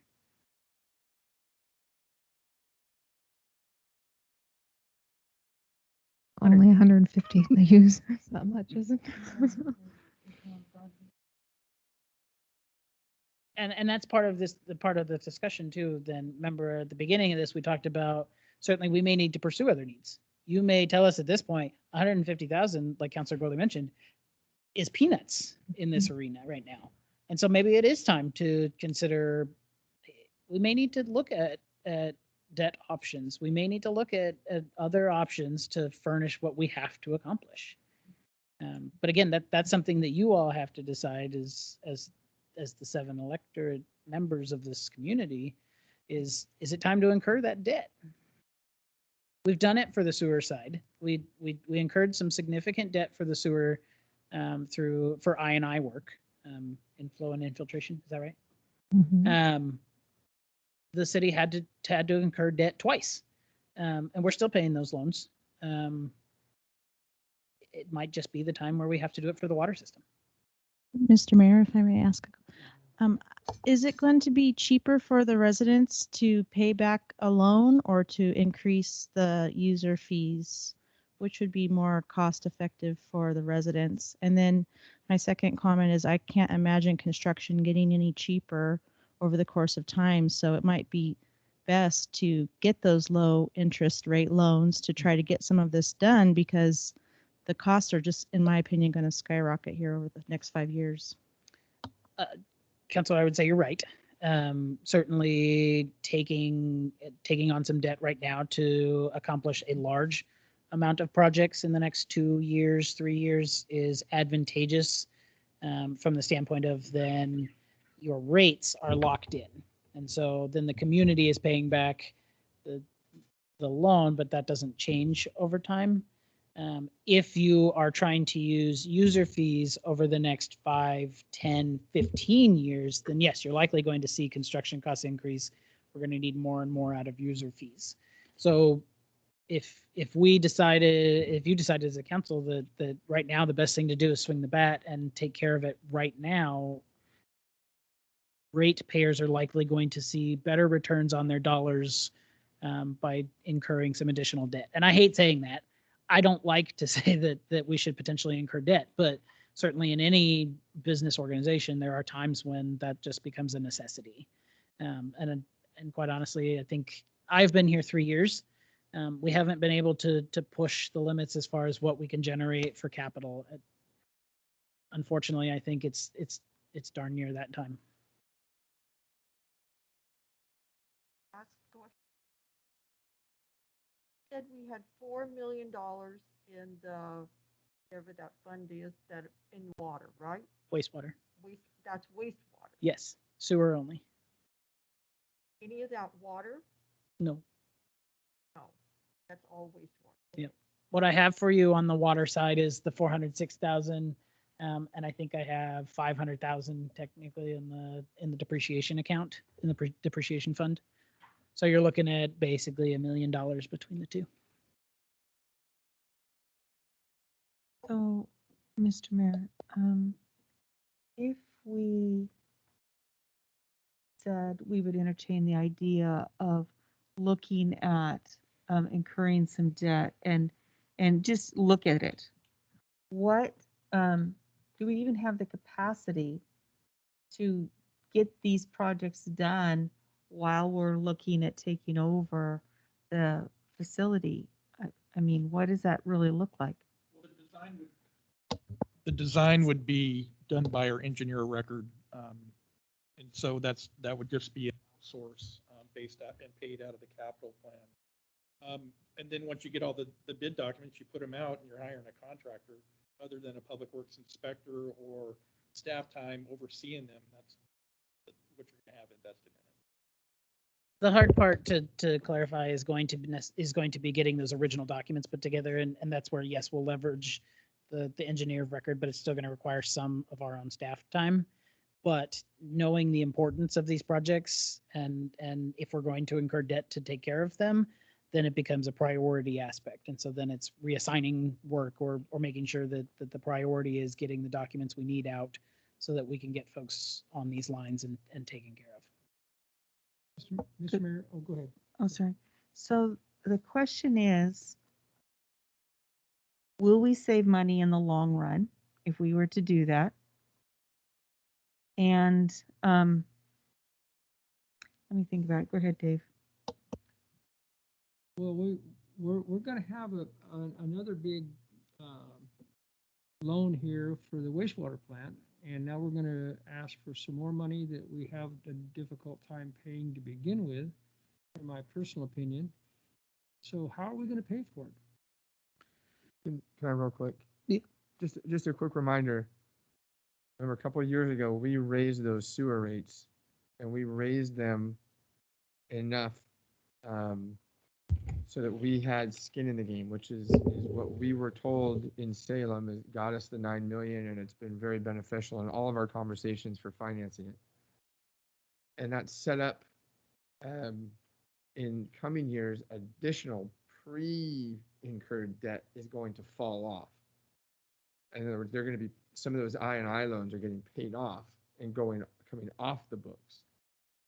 And so we have forecasted, and the engineering firms had forecasted in their studies, that as our costs were kind of going to go up, that debt payments would fall down, and that's basically additional revenue now.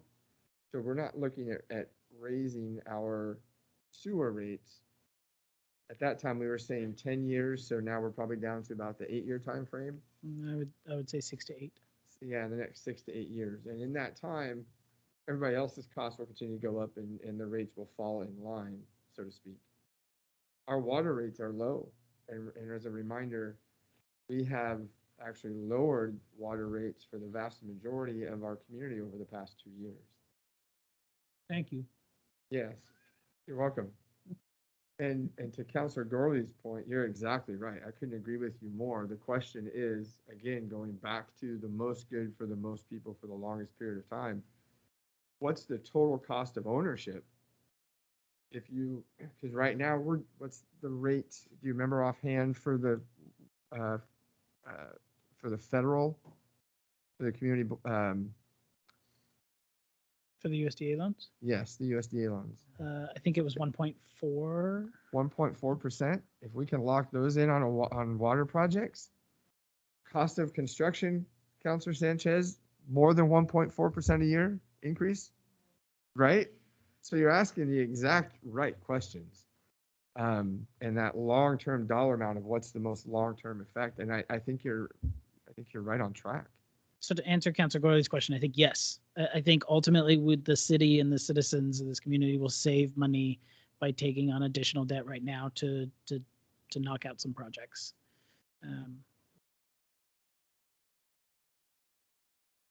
I think what the fund, and don't hold me to this, I would need to crunch some more and make sure that that everything's lined up.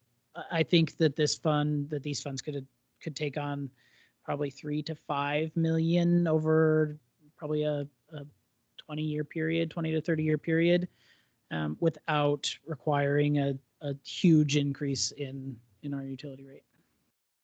So, Mr. Mayor, I would be interested in looking at a proposal of what that would look like for us. 10. I think 10 million would hurt. I think you'd feel that in the rate. We kind of have to piecemeal this, and like I said, we as staff certainly will continue to beat the drum to find additional avenues and other money to help offset some of the need. But 3 to 5 million, I think, would take care of an emergent need, and would get you a long ways.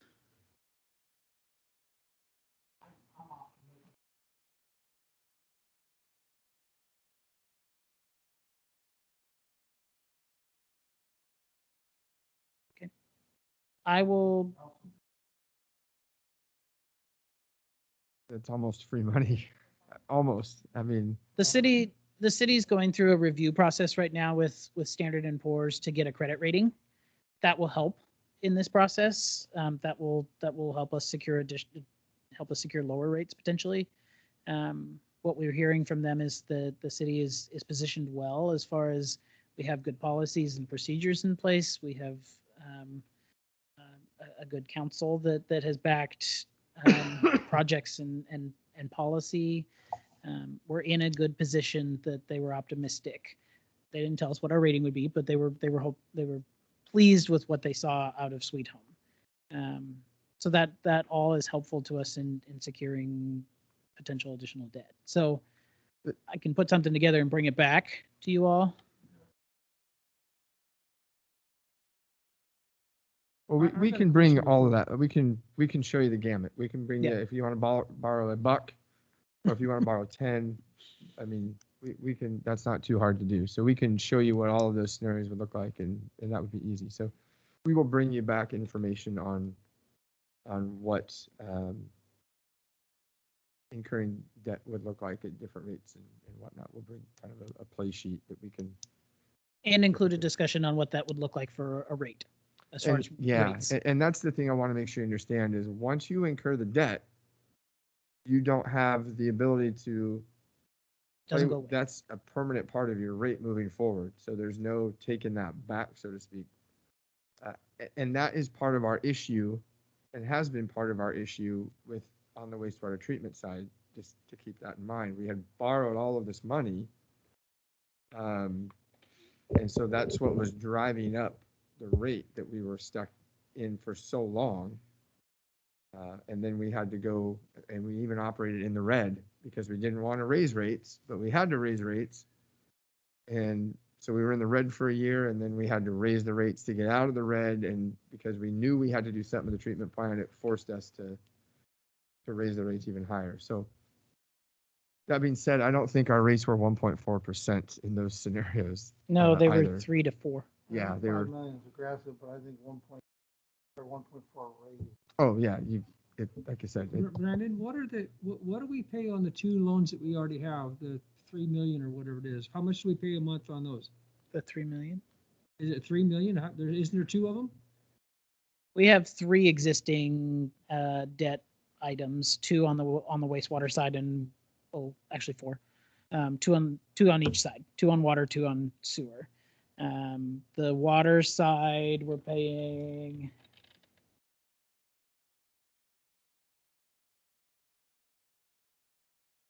about $500,000, but with our debt refinancing, we're probably looking at $400,000 a year at that point. So we'll How much longer was on the water treatment? we're out into into the mid 2030s. On the wastewater side, we're paying just south of about $850,000 a year. What's the interest rate on those? They are all currently going through that debt refunding, and the proposed rate that we have right now is 1.4. Okay. So that process is expected to be wrapped up before the end of February. We'll have all those refunded. Initially, they were in the ballpark of 3 to 4% for those rates. Brandon, so you said there was more than two? Yeah, I included them all. Sorry. So on the Okay, so wastewater we side, got the a 2 loans. $1.2 million. What's that? We got $1.2 million that we pay a year, a month, or is a year, or whatever it is? Yes, Okay, we pay about 1.2 million in debt each year. okay. So we don't have $9 million. We have $2 million. Okay, if we don't get the 7 million and then get it help from the next time, we're gonna be in a deep hole again. We're gonna have to go out and get another bunch of money for the wastewater plant. I'm not necessarily against this, but how are we gonna pay for this? Sure. We're gonna add another $1 million that we're gonna have to pay? Right. So, Councilor, I'm afraid you might be confusing. I just want to make sure I'm following you. So when you're speaking about the 2 and the 7, you're talking about the money that came from the state for the wastewater Right. treatment. Yeah. So I know those, that's separate. correct. So that first 2, we've already been spending and utilizing, and there is nothing to pay back on that. There's no interest. It was. I understand Okay. exactly what you're saying. So Okay. I think, if I may, what Councilor Trask is trying to get to is if we aren't able to get the $7 million back from the state, Yeah, and we have to incur additional debt in order to fund that. yeah, we could have a 24 Correct. million, $26 million, $28 million. So, Right. so we would let that play out. Yes. Yeah, well, we would let that play out to ensure that we see that in the budget Okay, before we went in and incurred the debt. We will know. certainly- The state of Oregon is going to move. I mean, before the end of June, they will have their stuff. And if we're going to incur debt to handle the water system, it won't happen before June. We can start the discussion and we can start the planning and put together documents and get to a point where we at least have a general sense, but we won't be ready to do that before June. And so we will know what's happening with the wastewater treatment side before we were ever ready to embark on a water debt project. Brandon, would you put together the amount of money that we did not collect from the, because we didn't do the raise? Is there Sure. some way you could just Yeah. give us an idea what we, I don't want to say lost, but we didn't collect? Sure. And it was the right thing to do, by the way. Right. 100% right way to do. Just concerned about going much more debt that hopefully getting there as it is. Mhm. And I totally understand it's going to cost another however million dollars if we wait 5 years. I get that part, Mhm. because it will. Anyway, okay, I'm good. Something too is that fund has come in above what we anticipated. So while we didn't increase the rate, we're showering more. I don't know. Mhm. And so that fund has come in I'm not sure where that leaves us though, because that's obviously when there's more demand, there's increase in expenses. So certainly that profit Yeah. area or profit's Well, not the right term, but And this is one of those advantageous times. So in our existing agreement with the third party that is managing our treatment plants currently, we likely won't see any cost overruns. I'm looking at the two that would tell me I'm wrong, but we will likely won't see higher costs from that contract, even though there is additional consumption. Now, when we take over the plants, that may be a different story. But hopefully the idea is you've got some ups and downs that kind of neutralize over time.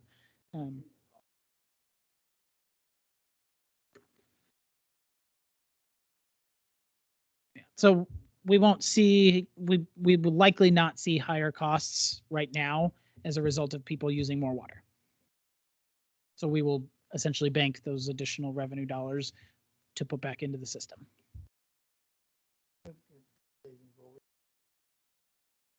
Yes. Yes.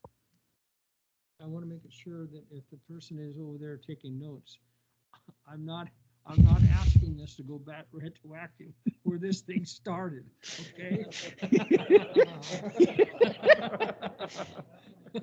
Because I'd like to stay alive for a couple more years, or at least not recalled or something anyway. Yeah, I know, that's what okay. So let's do this with the water side. I will put some information together. So we've got some rate reviews to do for pre-COVID that we'll get into the packet for the next meeting so that you can at least talk about it. We will begin the process of putting together, I'll give Greg his budget so he can actually tell me what he wants for the next fiscal year. With let's table the water discussion for now, the water capital. We'll put something in there for the proposed budget that we think you're looking for, at least initially, and we'll address the debt issues down the road. Is that acceptable? It is me. My opinion is that I think that we should put that the raise up. I think we should Okay. put that back in there as soon as possible. That's my personal. All right. I'm gonna largely skip over the wastewater stuff because you all know what's happening in the wastewater side. It's the plant, and we will fund that plant regardless of everything else. So, for the most part, that's set in stone for you already, given how far down the road we are with that project. Stormwater. I don't like to provide you bad news.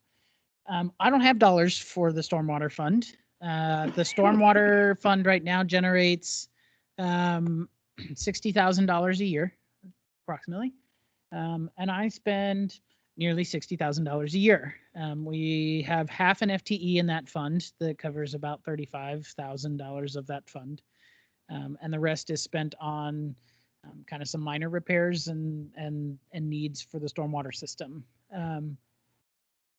There are about $600,000 in projects that Public Works would like, and I don't have an avenue for them. The only avenue on the there's an additional way. The only avenue we have is a user fee. Currently, the user fee is set at $1.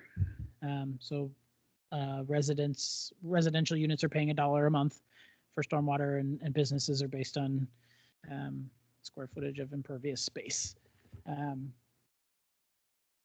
I don't know what you want to do here. Brandon, I think you're doing all this Mhm. overnight. I recognize that. That's okay.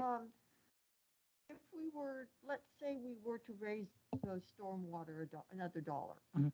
Okay, that's doubling the cost. I understand that. Sure. But what would that look like? So I think we need to know what it would look like and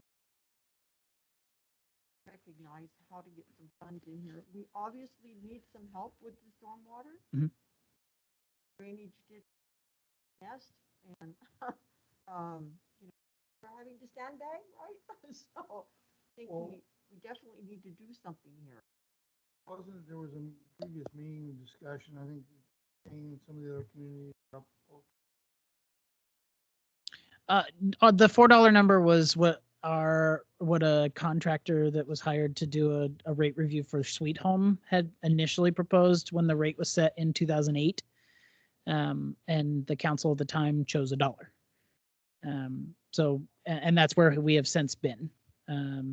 So I'm glad Councilor Gerson asked that question, because ultimately I did that number crunching for you before I came here, hoping that somebody would ask. But ultimately, for every dollar that you increase the stormwater fee, then you can assume that we would have $60,000 in available funds for this list. Because we are not planning on changing that half an FTE. We're not planning on changing the operations of the stormwater division drastically. So what some of the other cities were on that? To be honest, I don't know off the top of my head what other cities have for a stormwater fee, so I will certainly look. I know Monmouth was working on setting a stormwater fee recently that was in the double digits, and that got some resounding no's. And so I don't know where ultimately they landed, and I don't know what our folks around us are. So I could look into that, and when we bring the overall rate review back to you in 2 meetings, then we could have that discussion of where folks are at around us. And to keep in mind, as we go through the census, if our community grows more than 10,000 in population, we are going to be forced into DEQ with some different stormwater regulations that are really going to tax that $60,000 quickly and then some. So just keep that in mind as well. So I talked to Greg about it a while back, and I got a call from one of the employees down there. I won't mention his name, Dominic. And he was whining and moaning about I mean, it was awful down there. It was horrible. I saw the pictures. I didn't go down there, but I've lived here all my life, and I've seen it happen all the time. And you know me, I'm not a big taxing more for stuff, but you know, when there's a need, I think my personal opinion now, and I really hate to say this, but I think we have to do something. I think Councilor Gerson's on top of it. I really do. I think she is. I mean, we need to do something. And I know you know that I don't like this, but you know, what's that thing you always say? You're doing the best for the most. And I do want to point out that that's $590,000 over the next 5 years. So if you don't need to go straight to $4 necessarily, you could increment that, and you could over time get through those projects with the dollars that would be generated from a change in the fee. Nobody, staff, councils, citizens, nobody likes hearing anything about fee increases. They don't, and I get it. I pay water fees, I pay utility fees myself. I don't like it. It's unfortunately the nature of the beast sometimes. And you all have done the best that you can with the information and the budgets that you're presented with to mitigate as much as possible those rate increases. And I'm sure the community is appreciative of that. But there comes a time where that maybe isn't the ability. So another thing that is interesting to me is that almost half of it goes to an employee's wages, half of his wages. I never thought that was the way that was going to work, but I understand that there's costs for somebody to do those things, but I hope that it wouldn't take another half of us to pay somebody's wages to do that. And I don't know how that works. I don't know, you know, but I think that we need to move forward on that with some sort of a rate increase. It's just my opinion. So you know how I'm anti any kind of rate increase, but at this time, because of the sandbagging and the runoff and the issues that we're facing, I would entertain an increase on this particular one because we have to be able to function.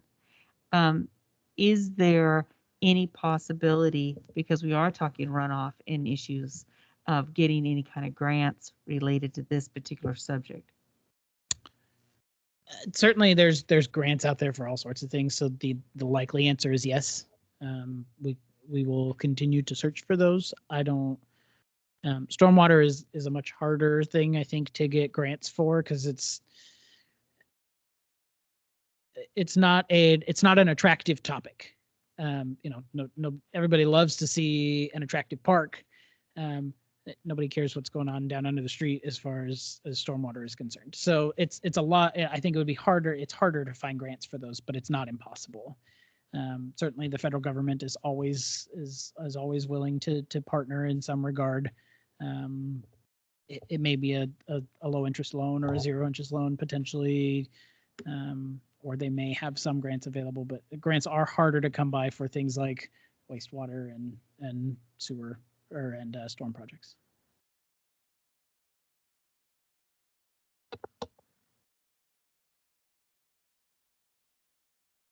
Mr. Mayor, if I may, is the plan required to be updated because we're going to go over the 10,000 threshold, or is that something that just needs to be done in general because that's $100,000? That's correct. That master plan should be updated regardless of the population, so that the community knows which direction it should go with its system, and it will address some of those failure points, or those points that the system clearly lacks the ability to process what it gets. So regardless of what the population is, that master plan still should be done. And currently, we don't have a stormwater plan. So it would be nice to have direction on, this is where our major outfall, or we need to put one here. We haven't had it looked at. There hasn't been funding to have an engineering firm come out and look at our whole drainage system and how we're going to improve. So I think what I'm hearing for this one is no certainty, but let's look at what we can do with the utility fee for it, and then make a decision. I like the idea of gradually raising traffic right away, but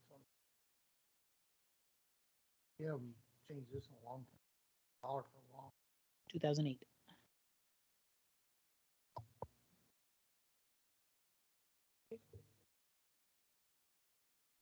Again?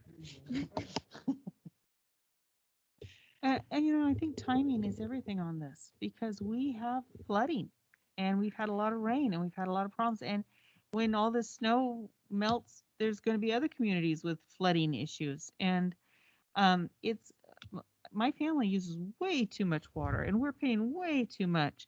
But we're talking about the runoff and neighborhoods flooding. And it's not okay for this to be going on at the rate that it is. Mr. Mayor, I think most citizens don't know what's the difference on their water bill, whether it's wastewater, stormwater, or water. So I think if this comes to having to do a rate increase, it needs to be communicated. It hasn't been increased since 2008. And those funds will go to making sure there isn't pools of water in the streets or sandbagging that's necessary. And it might have to go to paying for an actual individual to dig a culvert instead of the culvert happening naturally. You might have to go to the salary. So I think it just needs to be communicated in advance if that comes to that. Well, and I think that's also what the city has some fairly new resources to use, in that we have a position that can assist with that to get out that messaging. And yes, I agree. I can give you a little history about before the dams were here. Had a flood. Feet of water. So we were 68. It was horrible, way worse than it is now. Now the dams, thank goodness, helped us. Yeah, the river went. It was totally. I would recommend getting the next really good flooding, getting pictures so that people can see what's happening, maybe even some drone footage of what's going on in our communities when this happens, so that people can see what their neighbors are dealing with. And I think that's really important. They got to be able to see the story besides just hear it. All right, on to the last section, streets.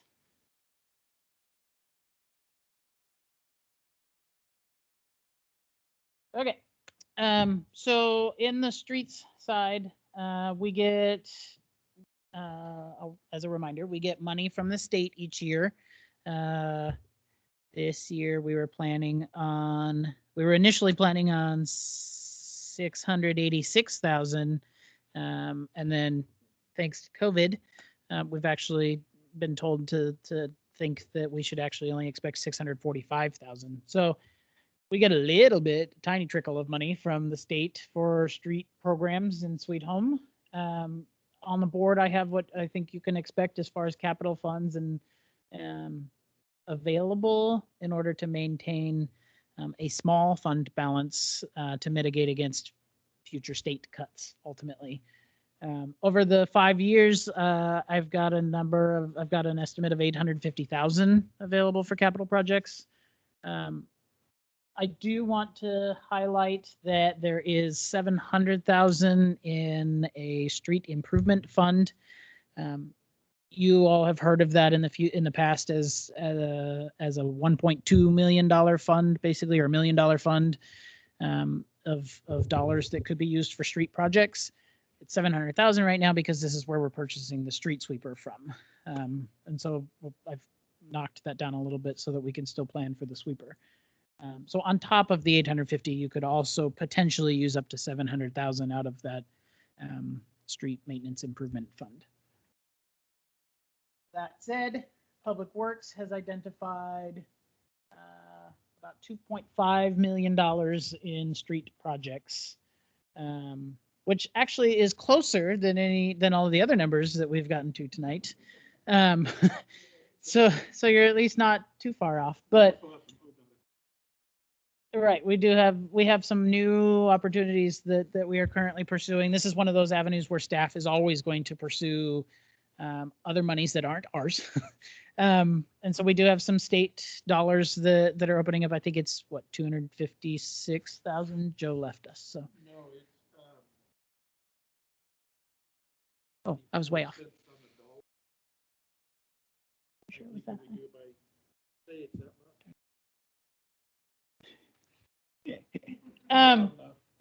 He hates when I do that. Okay, so in this list are primarily overlays, street overlays.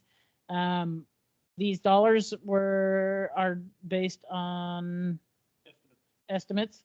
I don't know that would they include the new system, with using the MORE program and everything else? And working with the county and doing, okay. It's saying that if we need to do overlay. So our standard overlay, that's what this estimate is. So we have potential to knock some of these figures down. Really, I think it depends on the existing quality of the street and whether or not we can do just a chip seal and other technologies like that. But what they are hoping for, at least in the next fiscal year, is 300,000 to complete Juniper from 29th to 35th Avenue. And this highway STIP project, that is money that has already been locked down and not included in your figure. So you don't have to worry about that one, but that project will be completed in the next fiscal year. I'll knock on any wood I can find that project will be completed in the next fiscal year. There's some forward movement. We did get our permits for the speed signs.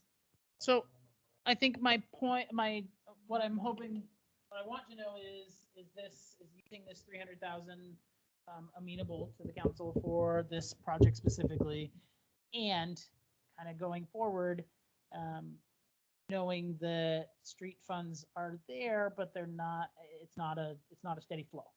And we will likely have to have many conversations in the future about potential ways to fund street projects. And I think one of the things to consider about in this process is we're not necessarily doing the whole work. We're not necessarily doing everything that we could be doing.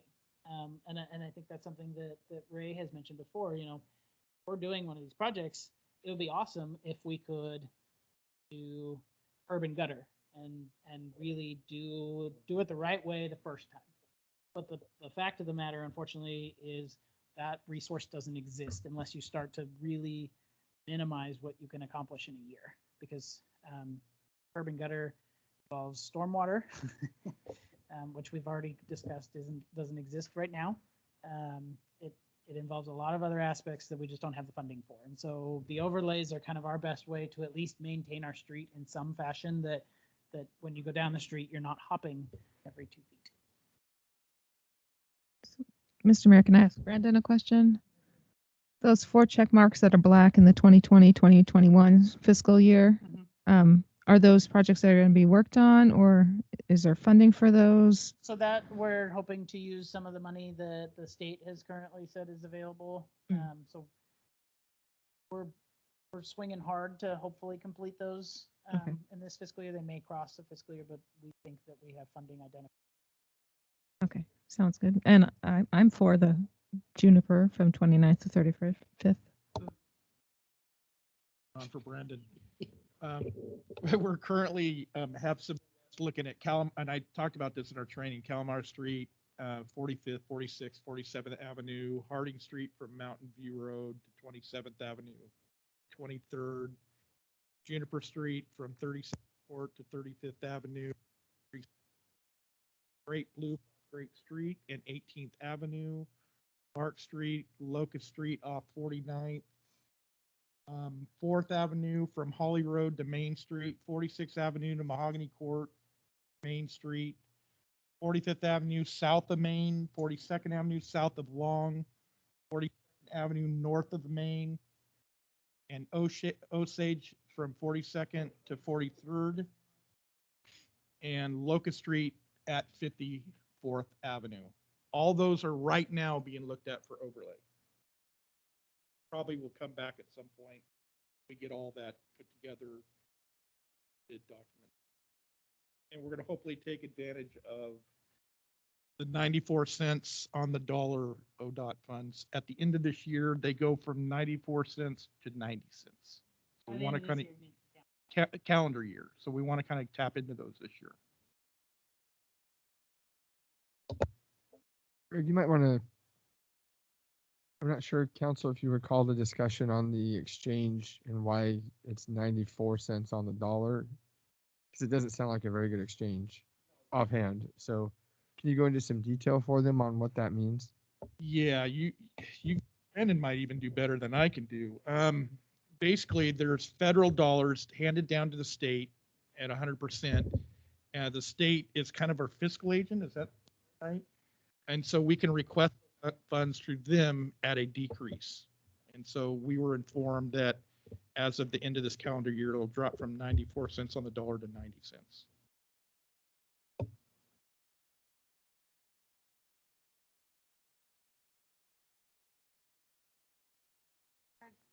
What I'm gonna bring up, right? I bring it up every year, right? So we're looking at all these overlays and we're not looking at anything much south of. Don't get down to that until we get a gravel road, right? I have a real that. Like I say, I bring it up every year, so the new thing. But some of those roads down there are nothing more than cow path. Is not in our.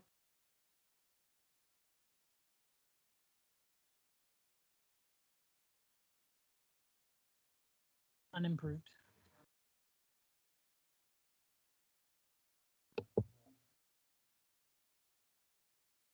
Well, so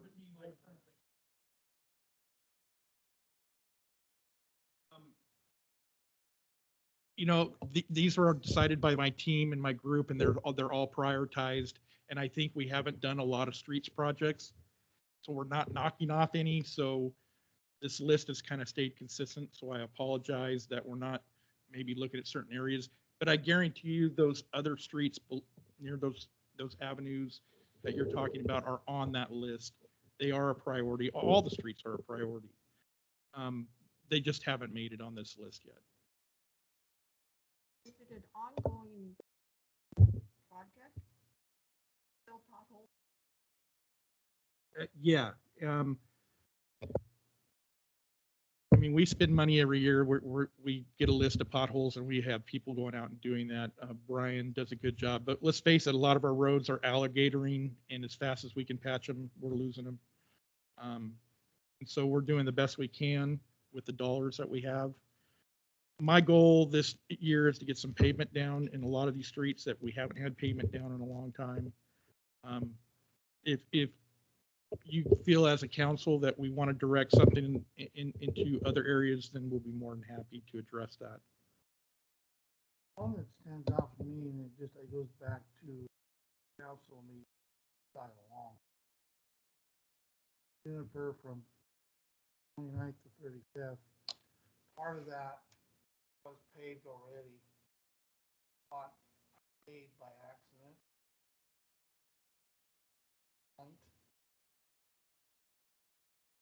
Properly paved,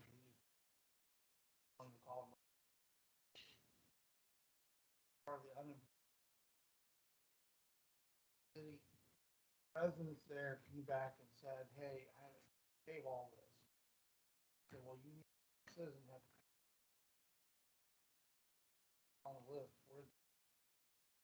I don't mind paving them. So all of the roads are judged and valued or ranked based upon their condition and the traffic loads.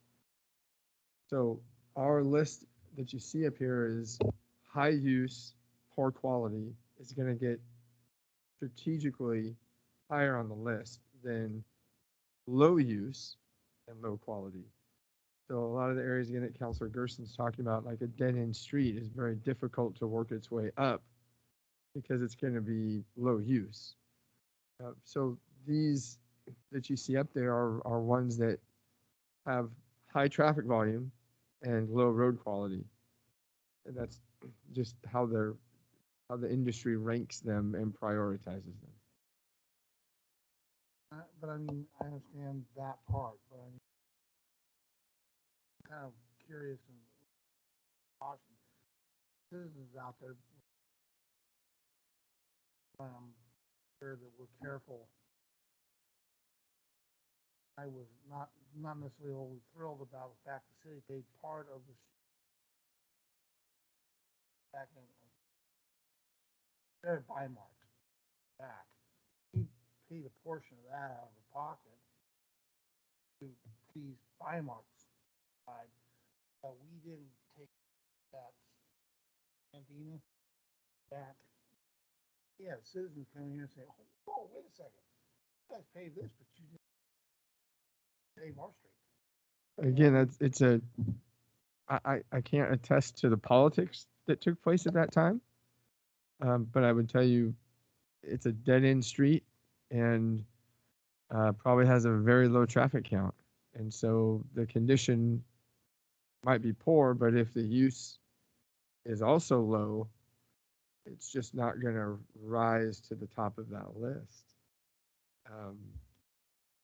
That again, not being here at the time, I that's the only answer that I could give. And again, we've talked about previous councils were in a rock and a hard spot. You had extremely low revenues, you had very high compression, and they were trying to make decisions so that people could continue to pay their mortgage and put food on the table, and they had to kick the can down the road at times because that's all they had. So for that particular one, I guess what I'm telling you is I don't have an answer for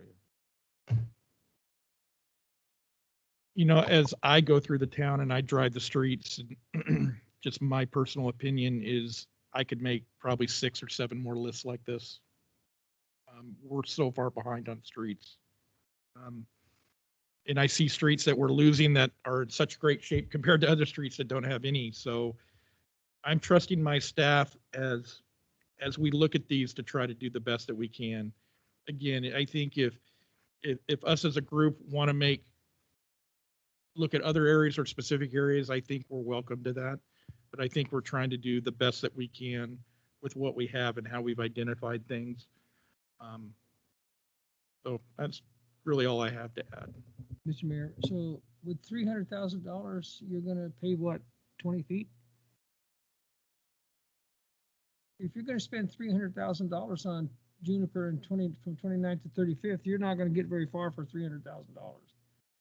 Is that what that number says? It says overlays. If you put another overlay there, you're wasting your time.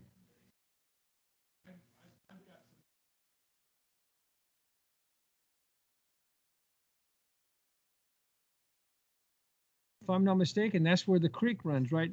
From 30. But I mean, that's got a big creek there.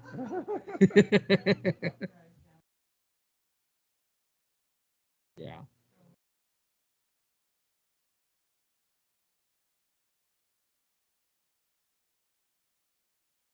Well, and that's what franchise fees are for. And that's one of those situations Right. where the public needs to kick in. And they're not gonna wanna do that very much, because it's a pretty good chunk of money, but I'm not messing with it, Greg. I'm just saying that was what the mayor was talking about. That's what they tried to do, and it failed miserably. Brendan, the 300,000 that we're paying to ODOT. Uh-huh. For that eye in the sky thing project that may happen or may not. You're right. Say that at the end of next fiscal year, we will have paid that off. Yes. Okay. That amount a set amount, or are we going to be?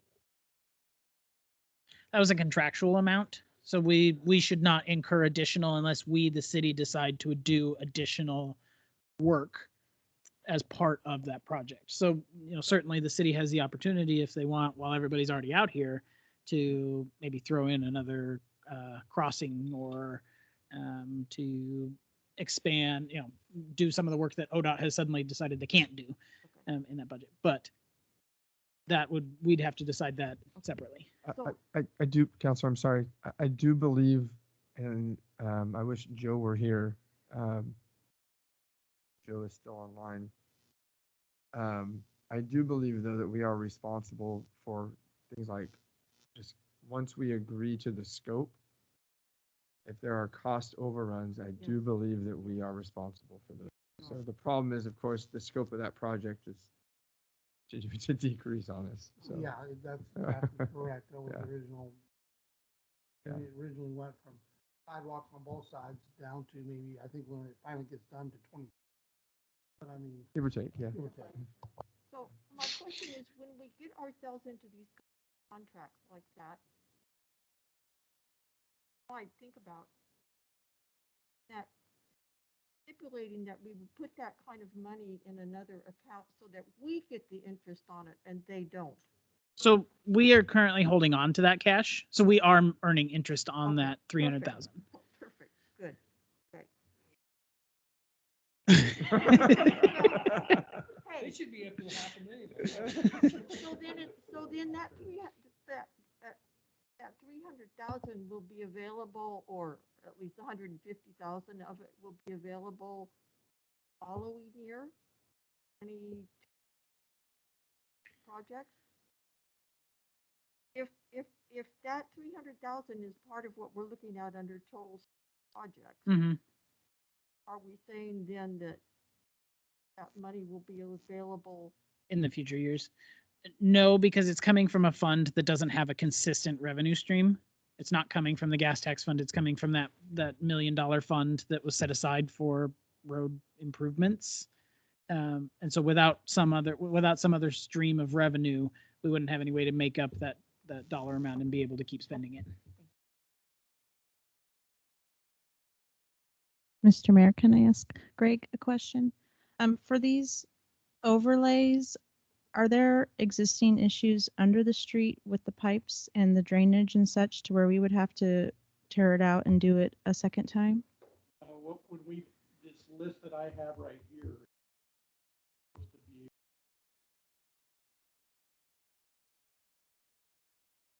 Okay. Perfect. I just want to make sure we're not paying twice. This is the mainly. Okay. Thank you. I could, Joe Grable is listening online, and he did want to confirm that, yes, we are on the hook for overruns, but we will stop our current plan is to stop the project scope if that were to occur. And he also does not believe it's going to cost as much as ODOT says it does.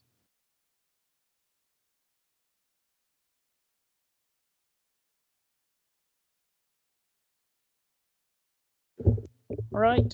I don't have anything else. The other item on here is fleet. We're going to bring a proposal to you based on that enterprise contract, and so I wasn't planning to address the fleet stuff tonight. And certainly y'all have been here for much longer than you likely anticipated, but I greatly appreciate the discussion and the work that went into this. This was very helpful, informative, and will help guide where we as staff go in presenting a budget proposal that meets your needs and meets the needs of this community. So I thank you.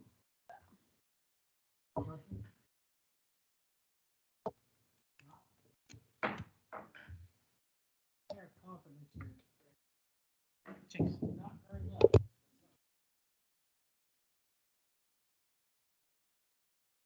Yeah, if you could all take the batteries out of your microphones, that would be great.